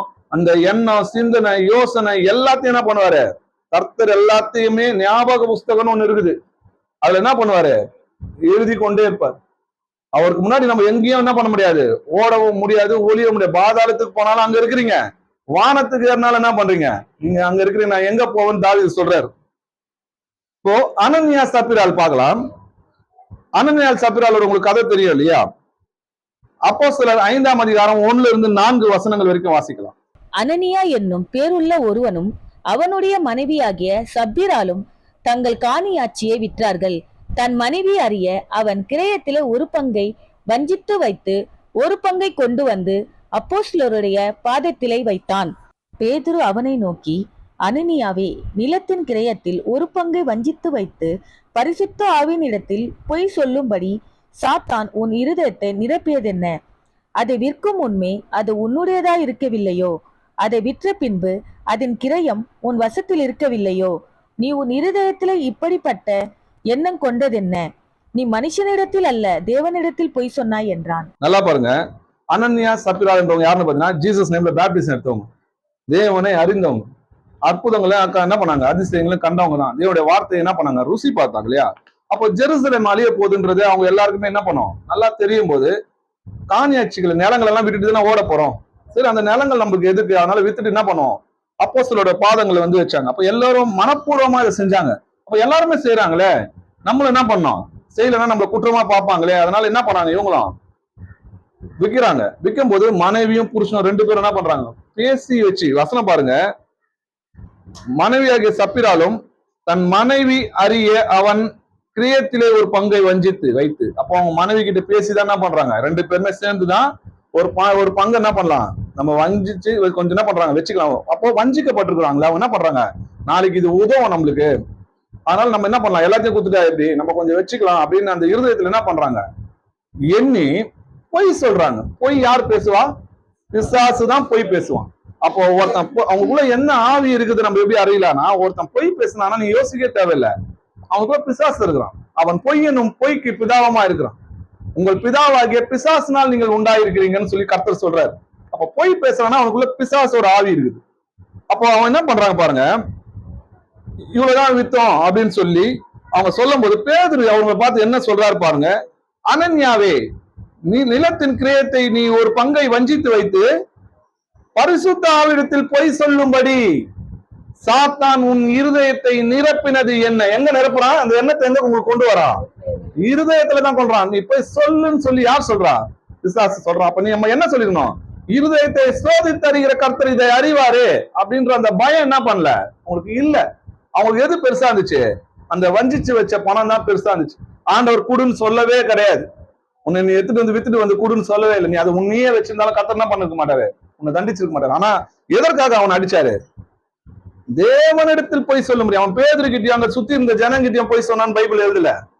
யாருகிட்ட போய் சொன்னான்? பரிசுத்த ஆவியிடத்தில் போய் சொல்லும்படி பிசாசு உன் இருதயத்தை நிரப்பினது.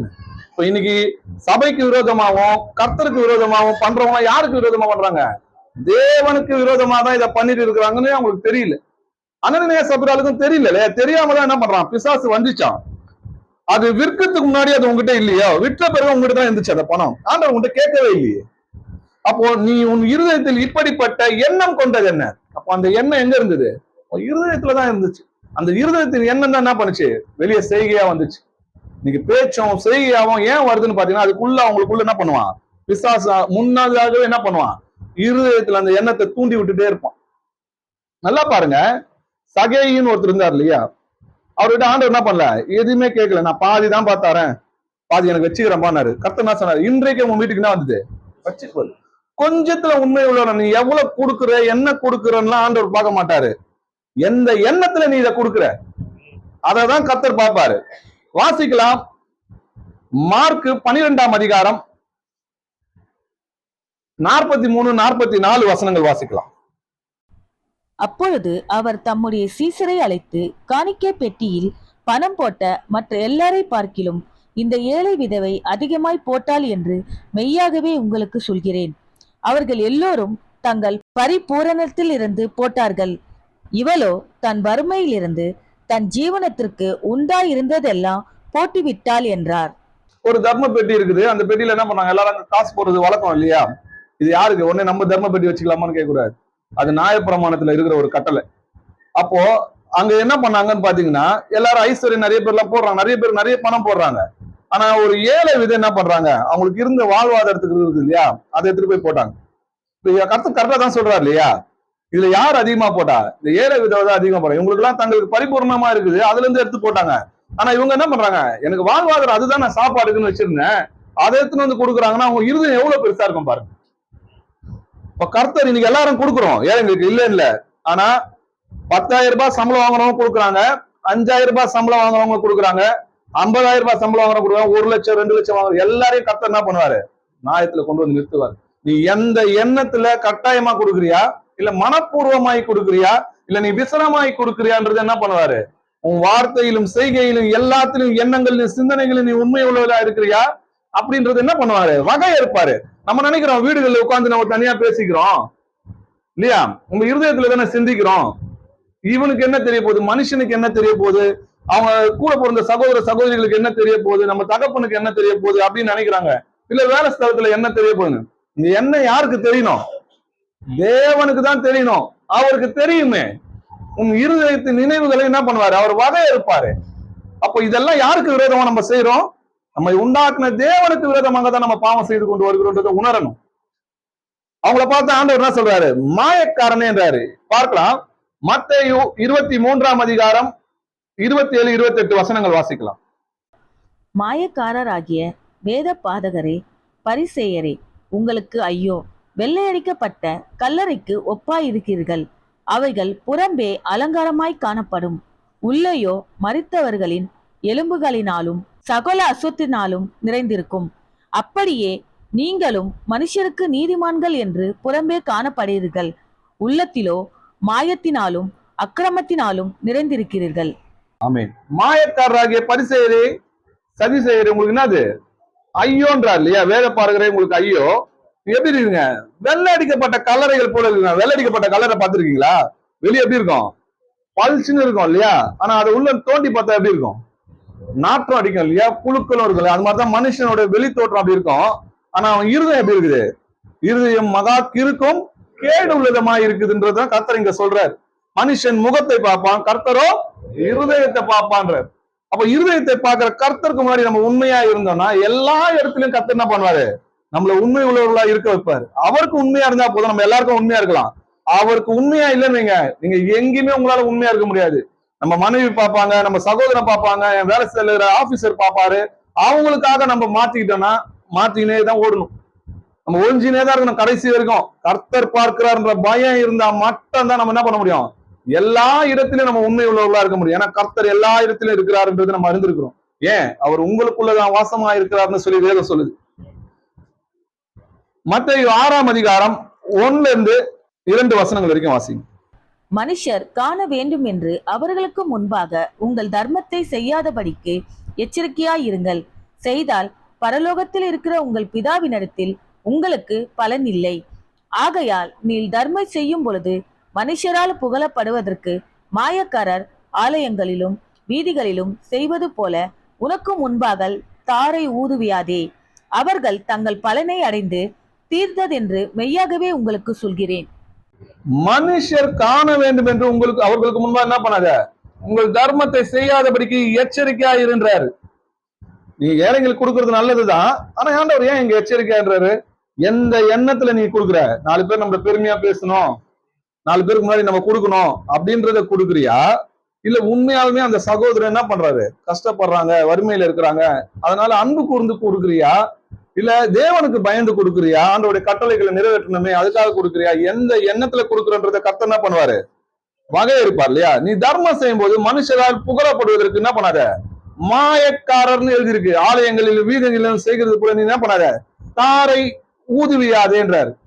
எல்லாருக்கும் தெரியுற மாதிரி என்ன பண்ணாத, நீ பண்ணாதேன்றாரு. உன் வலது கைக்கு செய்யறது என்ன பண்ணக்கூடாது, இடது கைக்கு தெரியாது. அப்ப அந்தரங்கத்தை பார்க்கிற கர்த்தர். அப்ப வசனம் பாத்தீங்கன்னா அந்தரங்கத்தில் பார்க்கிற உன் பிதான்னு எழுதியிருக்கும். அந்தரங்கத்தினா என்ன, இருதயம் தான் அந்தரங்கம்.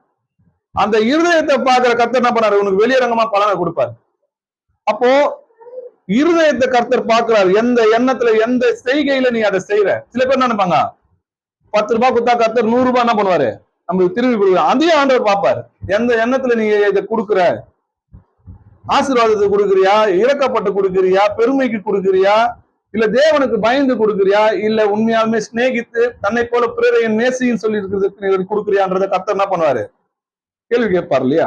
அதனாலதான் நம்ம என்ன பண்றோம், சபைகள்ல பாத்தீங்கன்னா நான் கொடுத்தேன் நீ கொடுத்தன்றத சொல்லாதபடிக்கு என்ன பண்றோம், சபை கொடுக்குறது. கர்த்தர் போஷிக்கிறார்னு எழுதிருக்குது. யார் கொடுத்தாருன்னு இங்க என்ன பண்ணாது, யாரோட பணம் யாருக்குமே தெரியாது. அப்போ கர்த்தர் மூலமா தான் என்ன பண்றோம், கர்த்தரோட நாமத்தினாலதான் இங்க என்ன பண்றோம், செய்து கொண்டு வரோம். இது ஒருவனை நான் செஞ்சேன்னு சொல்லி பெருமை பாராட்டாதபடிக்கு என்ன பண்றோம், கர்த்தருக்கு முன்னாடி பயபக்தியா இருக்கிறோம் இல்லையா. மத்தேயு 6ஆம் அதிகாரம் 16 வசனங்கள் வரைக்கும் வாசிக்கலாம். நீங்கள் உபவாசிக்கும் பொழுது மாயக்காரரை போல முகவாடலாய் இராதியுங்கள். அவர்கள் உபவாசிக்கிறதை மனுஷர் காணும் பொருட்டாக தங்கள் முகங்களை வாட பண்ணுகிறார்கள். அவர்கள் தங்கள் பலனை அடைந்து தீர்த்ததென்று மெய்யாகவே உங்களுக்கு சொல்கிறேன். நீயோ உபவாசிக்கும் பொழுது அந்த உபவாசம் மனுஷனுக்கு காணப்படாமல் அந்தரங்கத்தில் இருக்கிற உன் பிதாவுக்கே காணும்படியாக உன் தலைக்கு எண்ணெய் பூசி உன் முகத்தை கழுவு.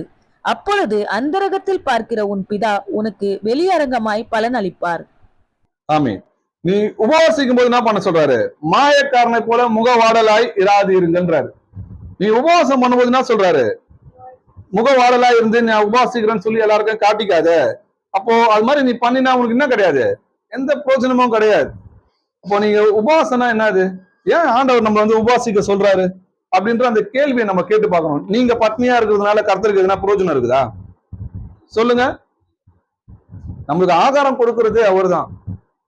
அப்போ ஏன் நம்ம இதை செய்யறோம்னா, ஒரு ஏழை விதவை பசினா என்னதுன்றதை நீ அறியணும். அந்த பசியோட வேதனையை நீ அறிஞ்சாதான் நீ என்ன பண்ணுவ, இன்னொருத்தனுக்கு நீ உதவுன்றதுதான் ஆண்டவர் என்ன சொல்றாரு, கொடுக்க சொல்றாரு. நீங்க ஏசாயாரை படிச்சு பாத்தீங்கன்னா தெரியும் உபவாசம்னா என்னன்னு. அவர்களை விடுதலை பண்ணும், அவங்க கட்டுண்டவர்களை விடுதலை பண்ணும், அவங்க ஆகாரம் கொடுக்கணும், வஸ்திரம் இல்லாதவனுக்கு வஸ்திரம் கொடுக்கணும், அவங்க கிட்ட கடன் பட்டு இருந்தா அவனை மன்னிக்கணும், அவனை விடுதலை பண்ணுங்கன்றாரு. இப்ப நீங்க என்ன பண்ணுவீங்க, விடுதலை ஆவி. இதுதான் உபவாசம். நீங்க பட்னியா இருந்திருக்கிறதுனால இப்ப இருதயத்துல நல்ல கிறுக்கம் கேடு உள்ள எண்ணத்தை வச்சுட்டு நான் உபவாசம் இருக்கிறேன் ஜெபம் பண்றேன்னா கர்த்தர் கேட்க மாட்டார். உன் இருதயம் அந்தகாரப்பட்டு இருந்தா உன் ஜெபத்தை கர்த்தர் என்ன பண்ண மாட்டார், கேட்க மாட்டார்னு வசனம் எழுதிருக்கு. அப்போ இருதயத்தில் சுத்தம் உள்ளவருடைய ஜெபத்தை தான் கர்த்தர் கேட்பாரு.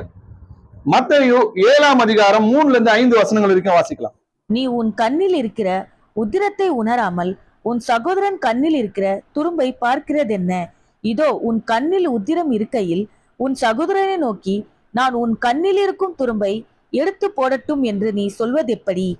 மாயக்காரனே, முன்பு உன் கண்ணில் இருக்கிற உத்திரத்தை எடுத்து போடு, பின்பு உன் சகோதரன் கண்ணில் இருக்கிற துரும்பை எடுத்து போட வகை பார்ப்பாய். ஆமென். நீ உன் கண்ணில் இருக்கிற உத்திரத்தை உணராமல் உன் சகோதரன் கண்ணில் இருக்கிற துரும்பை பார்க்குதுன்னு. முதல்ல நம்ம கிட்ட என்ன அழுக்கு இருக்குது, நம்ம எவ்வளவு அநியாயக்காரரா இருக்கிறோம் அப்படின்றத முதல்ல என்ன பண்ணணும், நம்ம ஆராய்ந்து பார்க்கணும். அப்ப நம்ம தான் முதல்ல மனமாற்றம் நம்ம கிட்ட இருந்தா வரணும். நான் துன்மார்க்கன்றதை உணர்றதுக்கு தான் முதல்ல ரட்சிப்பே. நான் துன்மார்க்கன், என்னுடைய கர்த்தர் நீதி உள்ளவர், எனக்காக ஜீவனை கொடுத்து அவருடைய ரத்தத்தினால் கழுவப்பட்டன்றதை உணர்றதுதான் நம்மளுக்கு மீட்பே. அப்போ நான் நீதி உள்ளவன், நான் கரெக்டா இருக்கிறேன்னு சொன்னா உனக்கும் கர்த்தருக்கும் சம்பந்தம் கிடையாது. நான் பாவம் செய்யவில்லை என்பமானால் அவரை பொய்யராக்குகிறதா இருப்போம், அவருடைய சத்தியம் நமக்குள்ள இராதுன்னா அவர் தான் நானே வழியும் சத்தியமும் ஜீவனமா இருக்கிறேன்றார். முதல்ல நான் தான் குற்றவாளின்றதை முதல்ல ஒத்துக்கணும். அதை விட்டுட்டு மத்தவன் இதை செய்யறான் அதை பண்றான் இவன் இதை செய்யறான்னு சொன்னா நீங்க யார் குற்றப்படுத்துறது, யாரு இருக்கும் பைபிள்ல யார் குற்றப்படுத்துவான்னு சொல்லி எழுதிருக்கு, பிசாசு தான் என்ன பண்ணுவான், சகோதரனை ஓயாம குற்றம் சாட்டுகிறவனா இருக்கும். அப்ப நம்ம குற்றம் சாட்டுறதுலாம் நம்ம இருக்கக்கூடாது. முதல்ல ஆண்டவர் சொல்றது, மாயக்காரனே முன்பு உன் கண்ணில் இருக்கிற உத்திரத்தை எடுத்து போடு, பின்பு நீ என்ன பண்ண உன் சகோதரன் இருக்கிற கண்ணில் இருக்கிற உத்திர திரும்ப என்ன பண்ணல இருக்கிறதுக்கு வகை தேடு. அப்ப முதல்ல நீ என்ன பண்ண, உங்ககிட்ட என்ன அநியாயம் இருக்குது, என்ன குற்றம் இருக்குது, என்ன பாவம் இருக்குது, முதல்ல நீ மனம் திருப்பு. அப்புறம் மத்தவன் என்ன பண்ணலாம், நீ என்ன பண்ணலாம், குறை சொல்றதுக்கு நம்ம போலான்னு சொல்றாரு. எரேமியா நம்ம ஏற்கனவே வாசிச்சோம் இல்லையா, எல்லாவற்றையும் பார்க்கலாம் இருதயமே கிறுக்குள்ளதும் மகா கேடுள்ளதுமாய் இருக்கிறதுன்றத நம்ம வாசிச்சு வரோம் இல்லையா. நீதிமொழிகள் 23ஆம் அதிகாரம் 7வது வசனம் வாசிக்கலாம். அவன் இருதயத்தின் நினைவு எப்படியோ அப்படியே அவன் இருக்கிறான். புசியும் பானம் பண்ணும் என்று அவன் உன்னோட சொன்னாலும் அவன் இருதயம் உன்னோட இராது. அவன் இருதயத்தின் நினைவு எப்படியோ அப்படியே அவன் இருப்பான். அவன் என்னதான் உங்க கூட வந்து சாப்பிட்டாலும் சரி, போஜனம் பண்ணாலும் சரி, ஒரு நாள் ஃபுல்லா அவங்க கூட இருந்து சுத்தினாலும் சரி, அவன் இருதயம் எப்படி இருக்கும், உனக்கு விரோதமா தான் இருக்கும். ஏன்னா அவன் இருதயத்துல என்ன இருக்குது, அவன் உங்க மேல இருக்கிற நினைவு பொல்லாததா இருக்குது. நீங்க என்னதான் அவன் கூட ஒட்டினாலும் என்ன பண்ண மாட்டான், அவன் என்னதான் நம்ம கூட சாப்பிட்டு புசித்து சந்தோஷமா இருந்தாலும் வெளியே போய் என்ன பண்ணுவான், நம்மள தூஷிப்பான். வாசிக்கலாம் சங்கீதம் 62ஆம் அதிகாரம் 4வது வசனம் வாசிக்கலாம். அவனுடைய மேன்மையிலிருந்து அவனை தள்ளும்படிக்கே அவர்கள் ஆலோசனை பண்ணி அபத்தம் பேச விரும்புகிறார்கள். தங்கள் வாயினால் ஆசிர்வதித்து தங்கள் உள்ளத்தில் சபிக்கிறார்கள். தங்கள் வாயினால் ஆசீர்வதித்து தங்கள் உள்ளத்தில் என்ன பண்றாங்களாம், சபிக்கிறார்கள்னு சொல்லி எழுதிருக்கு. கர்த்தர் என்ன பண்ணுவாரு, இதையும் அறிவார். பிரைஸ் தி லார்ட் அப்படின்னு நம்ம சொல்லுவோம், ஆனா இருதயத்துல என்ன பண்ணுவோம், இங்க இருந்து வெளியே போனோன்னே பாருங்க, இவன் அதை பண்ணிட்டான், அவங்க இதை செஞ்சான், இதை உட்காண்டான், தள்ள இவங்க இந்த மாதிரி இருந்தாங்க. குறை சொல்லுகிறது நான் ஏற்கனவே சொல்றேன் இல்லையா, குற்றம் சாட்டுகிறவன் பிசாசு. அதை நம்ம செய்யக்கூடாது இல்லையா. அப்போ கண்ணாடியில பாக்குறது போல அந்த கண்ணாடியை விட்டு வெளியே போனோன்னு என்ன பண்றீங்க, ஜென்ம சுபாவம் நமக்குள்ள வருது இல்லையா. அப்போ நம்ம அதை அடக்குகிறவங்களா இருக்கணும். சங்கீதம் 28ஆம் அதிகாரம் 3வது வசனம் வாசிக்கலாம். அயலானுக்கு சமாதான வார்த்தைகளை சொல்லியும் தங்கள் இருதயங்களில் பொல்லாப்பை வைத்திருக்கிற துன்மார்க்கரோடும் அக்கிரமக்காரரோடும் என்னை வாரி கொள்ளாதேயும். சமாதான வார்த்தை சொல்லியும் தங்கள் இருதயத்தில் என்ன பண்ண வச்சிருக்காங்களாம், பொல்லாப்பை வைத்திருக்கிறார்கள். அப்படிப்பட்டவங்க ஆண்டு என்ன சொல்றாரு, துன்மார்க்கன்றாரு. அவங்க என்ன பண்ணுவாராம், வாரி கொண்டு போவார். கர்த்தருடைய வருகையில் என்ன பண்ணுவாங்க, உணராது இருந்தாங்கன்னு எழுதிருக்குது. இப்படிப்பட்டவங்களை கர்த்தர் என்ன பண்ணுவாராம், அழிப்பார்னு சொல்லி வசனம் எழுதிருக்கு. சங்கீதம் 41ஆம் அதிகாரம் 6வது வசனம் வாசிக்கலாம். ஒருவன் என்னை பார்க்க வந்தால் வஞ்சனையாய் பேசுகிறான். அவன் தன் இருதயத்தில் அக்கிரமத்தை சேகரித்துக் கொண்டு தெருவிலே போய் அதை தூற்றுகிறான். ஒருவன் என்னை பார்க்க வந்தா வஞ்சனை என்ன பண்றான், நல்லா பேசுறாங்கல்ல, கர்த்தருக்குள்ள சகோதரன் போல் நம்ம கூட என்ன பண்றான், நல்லா உறவாடுறாங்க.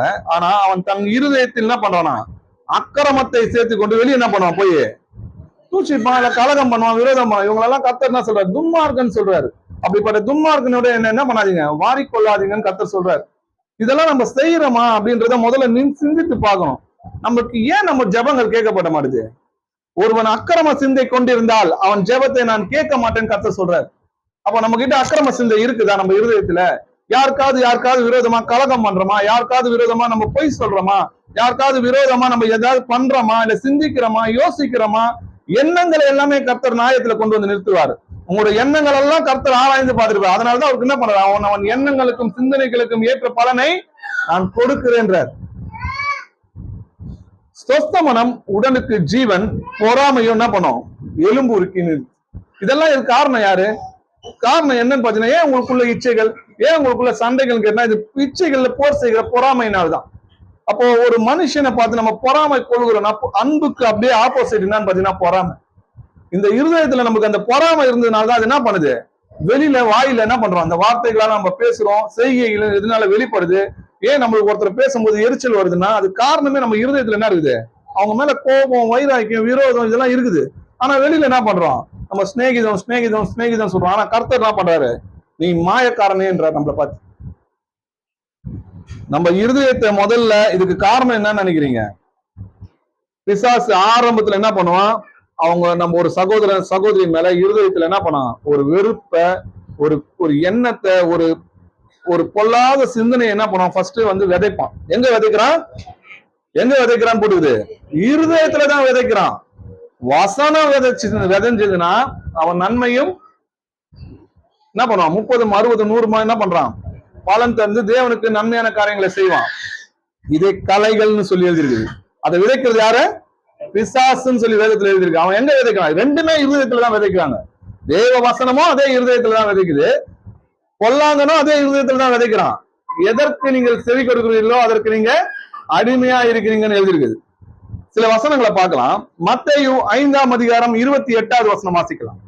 நான் உங்களுக்கு சொல்லுகிறேன், ஒரு ஸ்திரீயை இச்சையோடு பார்க்கிற எவனும் தன் இருதயத்தில் அவளோட விபச்சாரம் செய்தாயிற்று. நான் உங்களுக்கு சொல்கிறேன், ஒரு ஸ்திரீயை நீ இச்சையோட பார்க்கிற எவனும் தன் இருதயத்தில் அவளோட விபச்சாரம் செய்தாயிற்றுன்னு எழுது. அப்ப விபச்சாரம் எங்க செய்யற? இருதயத்தில் சொல்லி எழுதிருக்கு. அப்ப அந்த எண்ணத்தை எங்க உண்டாக்குறான் பிசாசு? அவர் ஸ்திரீயை பார்க்கும்போது அந்த இச்சையை அவன் இருதயத்துல என்ன பண்றான்? விதைக்கிறான். அதுதான் என்ன பண்ணுது? தொடர்ந்து பாவங்கள் செய்ய வைக்குது. சரி, யோவான் 13ஆம் அதிகாரம் 2வது வசனம் வாசிக்கலாம். சீமோனின் குமாரன் ஆகிய யூதாஸ் காரியோத் அவரை காட்டுக் கொடிக்கும்படி பிசாசானவன் அவன் இருதயத்தை தூணின பின்பு அவர்கள் போஜனம் பண்ணி கொண்டிருக்கையில்.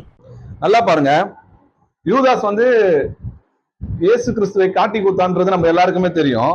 ஆனா பிசாசானவன் அவன் இருதயத்தை தூண்டின பின்பு, அப்ப யார் தூண்டுறா? அவன் எங்க தூண்டுறான்? இருதயத்தை தான் தூண்டுறான். அப்ப இருதயத்துல அவனை தூண்டினோடனே அவன் என்ன பண்றான்? அதுக்கு செவி கொடுக்குறான். அவன் போய் என்ன பண்றான்? பாவம் செய்யறான். அப்ப அந்த எண்ணங்களை முதல்ல நம்ம இருதயத்துல தோண்டும் போது என்ன பண்ணோம்? தோணும். அவன் விதைச்சுன்னு தான் இருப்பான். கெட்ட சிந்தனைகள்லாம் விதைப்பான். சகோதரனுக்கு விரோதமா விதைச்சுன்னு இருப்பான். அப்ப நம்ம என்ன சொல்லலாம்? அப்பாலே போ சாத்தானே, அவன் என்னுடைய சகோதரன் சொல்லணும், என்னோட சகோதரி, நீ அப்பாலே போ, இந்த எண்ணங்களை உண்டாக்குற பொல்லாத சாத்தானே, இயேசு கிறிஸ்துவ நாமத்தினால உன்னை கடிந்து கொடுறேன், வெளியே போன்னு சொல்லணும். முதல்ல நம்மளுக்குள்ள இருக்கிற பிசாசை நம்மளால துரத்த முடியலன்னா நீங்க எப்படி போய் வெளியில இருக்கிற பிசாசை போய் துரத்துவீங்க? அப்ப அவன் பார்த்து என்ன சொல்லுவான்? நீ என்னோட ஆள் தானுவான். இந்த மாதிரி நடந்திருக்குது. அப்ப முதல்ல நமக்குள்ள தோன்றுகிற பிசாசின் சிந்தனைகளை நம்ம விரட்டுகிறோமா? அவனை துரத்துகிறோமா? அவனுக்கு எதிர்த்து நில்லுங்கள் இருக்குது. அது எப்படி? தேவனுக்கு கீழ்ப்படிந்திருங்கள், பிசாசுக்கு எதிர்த்து நில்லுங்க. அவன் சொல்றதெல்லாம் கேட்க கூடாது. அவன் எதை சொன்னாலும் நமக்கு என்ன இருக்குது? ஆவியின் பட்டயம் இருக்குது, அந்த வசனம் இருக்குது இல்லையா? கர்த்தர் வசனத்தினால்தான் ஜெயித்தார். அவன் என்ன பண்றான்? ஏசப்பாக்கம் விதைக்கிறான். அந்த கல் என்ன பண்ணுங்க? அப்பமாக்கி சாப்பிடுங்கன்னு. இப்ப கர்த்தர் என்ன சொல்றாரு? அவனுக்கு செவி கொடுத்தாரா? இல்லையே. மனுஷன் அப்பத்தினால மாத்திரம் கிடையாது, தேவனுடைய வாயிலிருந்து புறப்படுகிற ஒவ்வொரு வார்த்தையிலும் கேட்பான்னு சொல்லியது. அதேதான் உங்களுக்கும் கொடுக்குறான். அதே சோதனையை தான் என்ன பண்றான்? நமக்கும் விதைக்கிறான். அப்ப நம்ம எப்படி இருக்கணும்? அந்த சோதனையை ஜெயிக்கிற பிள்ளைகளா நம்ம இருக்கணும். அதே போலதான் அப்போஸ்தலர்கள் தங்கள் கைகளை வைக்கிறதுனால பரிசுத்த ஆவி அவங்க மேல வர்றது சீமோன் கண்டபோது அவன் என்ன சொல்றான்? அவருடைய பணத்தை கொடுத்து, நான் யார் மேல கை வைக்கிறனோ அவங்க மேல என்ன பண்ணோம்? இந்த பரிசுத்த ஆவி வர்றதுக்கான இந்த வரத்தை எனக்கு கொடுங்கன்னு அவங்க என்ன பண்றாங்க? கேட்கிறாங்க இல்லையா? அப்ப பேதுரு அவங்களை பார்த்து என்ன சொல்றாருன்னு பார்க்கலாம். அப்போஸ்தலர் 8ஆம் அதிகாரம் 20 22 வசனங்கள் வரைக்கும் வாசிக்கலாம். பேதுரு அவனை நோக்கி, தேவனுடைய வரத்தை பணத்தினாலே சம்பாதித்துக் கொள்ளலாம் என்று நீ நினைத்தபடியால் உன் பணம் உன்னோட கூட நாசமாய் போக கடவது. உன் இருதயம் தேவனுக்கு முன்பாக செம்மையாய் இராதபடியால் இந்த விஷயத்திலே உனக்கு பங்கும் இல்லை பாகமும் இல்லை. ஆகையால் நீ உன் துர்குணத்தை விட்டு மனம் திரும்பி தேவனை நோக்கி வேண்டிக்கொள். ஒருவேளை உன் இருதயத்தின் எண்ணம் உனக்கு மன்னிக்கப்படலாம். பேதுரு அவனை பார்த்து என்ன சொல்றாரு? அவன் கேட்டது என்னது? நான் யார் மேல கை வைக்கிறனோ அவன் மேல பரிசுத்த ஆவி வரணும்னு கேட்கறது நல்ல விஷயம் தானே. பரிசுத்த ஆவியை கேளுங்கள்னு சொல்லி ஆண்டவரும் சொல்றாரு. ஆனா இவன் எப்படி கேட்கணும்னு நினைச்சான்? பணத்தினால அதை அடைக்கலாம், அடைஞ்சுக்கலாம்னு நினைச்சான். பாத்தீங்களா? அந்த எண்ணம் அவனுக்கு யாரு உண்டாக்குனா? பிசாசு இல்லையா? அதனாலதான் அவர் என்ன சொல்றாரு? தேவனுடைய வரத்தை நீ என்ன பண்ண? பணத்தினால் சம்பாதித்துக் கொள்ளலாம் என்று நீ நினைத்தபடியால். எங்க நினைக்கிறான்? இருதயத்துல நினைச்சிருந்ததான் வெளியில என்ன பண்றான்? அங்க கேட்கிறான். உன் இருதயம் தேவனுக்கு முன்பாக எப்படியா இல்ல? செம்மையா இல்ல. இந்த விஷயத்துல உனக்கு பங்கும் கிடையாது, பாகமும் கிடையாது அப்படின்னும் போது நீ உன் துர்குணத்தை விட்டு என்ன பண்ண? மனம் திரும்பு. இன்னைக்கு அநேக நமக்கு துர்க்கிரிகை இருந்துதான், எல்லாருக்குமே இருக்கும். ஆனா என்ன சொல்ற ஆண்டவர்? மனம் திரும்பு, தேவனை நோக்கி வேண்டிக்கொள், ஒருவேளை உன் இருதயத்தின் எண்ணம் என்ன பண்ணலாம்? உனக்கு மன்னிக்கப்படலாம். அப்போ இருதயத்துல அந்த எண்ணம் தான் அவனை என்ன பண்ணுச்சு? பாவம் செய். இருதயம் சுத்தமான எண்ணங்களும் சுத்தமாகும். இருதயம் சுத்தமாயிடுச்சுன்னா நம்ம செய்கைகள் சுத்தமாகும். இருதயத்தின் நினைவுதான் என்ன பண்ணும்? வாய் பேசும். வாசிக்கலாம். மத்தேயு 12ஆம் அதிகாரம் 34, 35 வசனங்கள் வாசிக்கலாம். விரியன் பாம்பு குட்டிகளே, நீங்கள் பொல்லாதவர்களாய் இருக்க நலமானவைகளை எப்படி பேசுவீர்கள்? இருதயத்தின் நிறைவினால் வாய் பேசும். நல்ல மனுஷன் இருதயமாகிய நல்ல பொக்கிஷத்தில் இருந்து நல்லவைகளை எடுத்து காட்டுகிறான். பொல்லாத மனுஷன் பொல்லாத பொக்கிஷத்திலிருந்து பொல்லாதவைகளை எடுத்து காட்டுகிறான். எல்லாம் பாருங்க, இருதயத்தின் நினைவினால் வாய் பேசும். உன் இருதயத்துல என்ன இருக்குதோ அதுதான் வெளியில என்ன பண்ணும்? வெளியே வரும். நல்ல மனுஷன் இருதயமாகிய நல்ல பொக்கிஷங்கள் இருந்து என்ன பண்ணுவான்? நல்லதை எடுத்து காட்டுவான். பொல்லாத மனுஷன் பொல்லாதவைகளை எடுத்து காட்டுவான்னு சொல்லி பாக்குறோம் இல்லையா? அதே மத்தேயு 15ஆம் அதிகாரம் 18, 19 வசனங்கள் வாசிக்கலாம். வாயிலிருந்து புறப்படுகிறவைகள் இருதயத்திலிருந்து புறப்பட்டு வரும், அவைகளே மனுஷனை தீட்டுப்படுத்தும். எப்படியெனில் இருதயத்திலிருந்து பொல்லாத சிந்தனைகளும், கொலை பாதகங்களும், விபச்சாரங்களும், வேசித்தனங்களும், களவுகளும், பொய் சாட்சிகளும், தூஷணங்களும் புறப்பட்டு வரும். வாயிலிருந்து புறப்படுவது எங்க இருந்து வருதான்? இருதயத்துல இருந்து தான்ப்பா வருது அப்படின்னு சொல்றாரு இல்லையா? இருதயத்திலிருந்து பொல்லாத சிந்தனைகளும், கொலைப்பாதங்களும், விபச்சாரங்களும், வேசித்தனங்களும், களவுகளும், பொய் சாட்சிகளும், தூஷணங்களும் புறப்பட்டு வரும். இதெல்லாம் எங்க இருக்குது? இருதயத்துல இருக்குது. அதுதான் என்ன பண்ணுது? உன் வாய் பேசுகுதுன்னு கர்த்தர் சொல்றாரு. அதனால ஆண்டவர் என்ன சொல்றாரு? எல்லா காவலோடும் உன் இருதயத்தை காத்துக்கொள், அதனிடத்துல இருந்து என்ன இருக்குது? ஜீவ ஊற்று புறப்படும். உன் இருதயத்தை அவரோட வசனத்தை வச்சு நீ காத்துக்கினீன்னா இது எதுவுமே நம்ம கிட்ட நெருங்காது. ஆண்டவர் சொல்றாரு, உன்னை நேசிப்பது போல உன் என்ன பண்ணு, உன் சகோதரனையும் நீ நேசிச்சேன்னு வையே, நம்ம என்ன பண்ண முடியாது, அவனுக்கு பொல்லாததை செய்ய முடியாது. அன்பு என்ன பண்ணும்? நியாயப்பிரமாணத்தை நிறைவேற்றுகிறதா இருக்குதுன்றதை நம்ம பாக்குறோம். நம்ம இருதய எண்ணங்கள் ஒண்ணு சொல்லுதா? நம்ம ஏற்கனவே பார்த்தோம், இருதயம் மகா கிறுக்குள்ளதும் கேடுள்ளதா இருக்கும். உடனே இருதயத்துல ஒண்ணு தோணுச்சுன்னா உடனே நம்ம என்ன பண்ணக்கூடாது? அதை கேட்கவும் பேசவும் கூடாது. இருதயத்துல ஒண்ணு தோணுதுன்னா இது கர்த்தர் சொல்றாரா இல்ல பிசாசு சொல்றானா?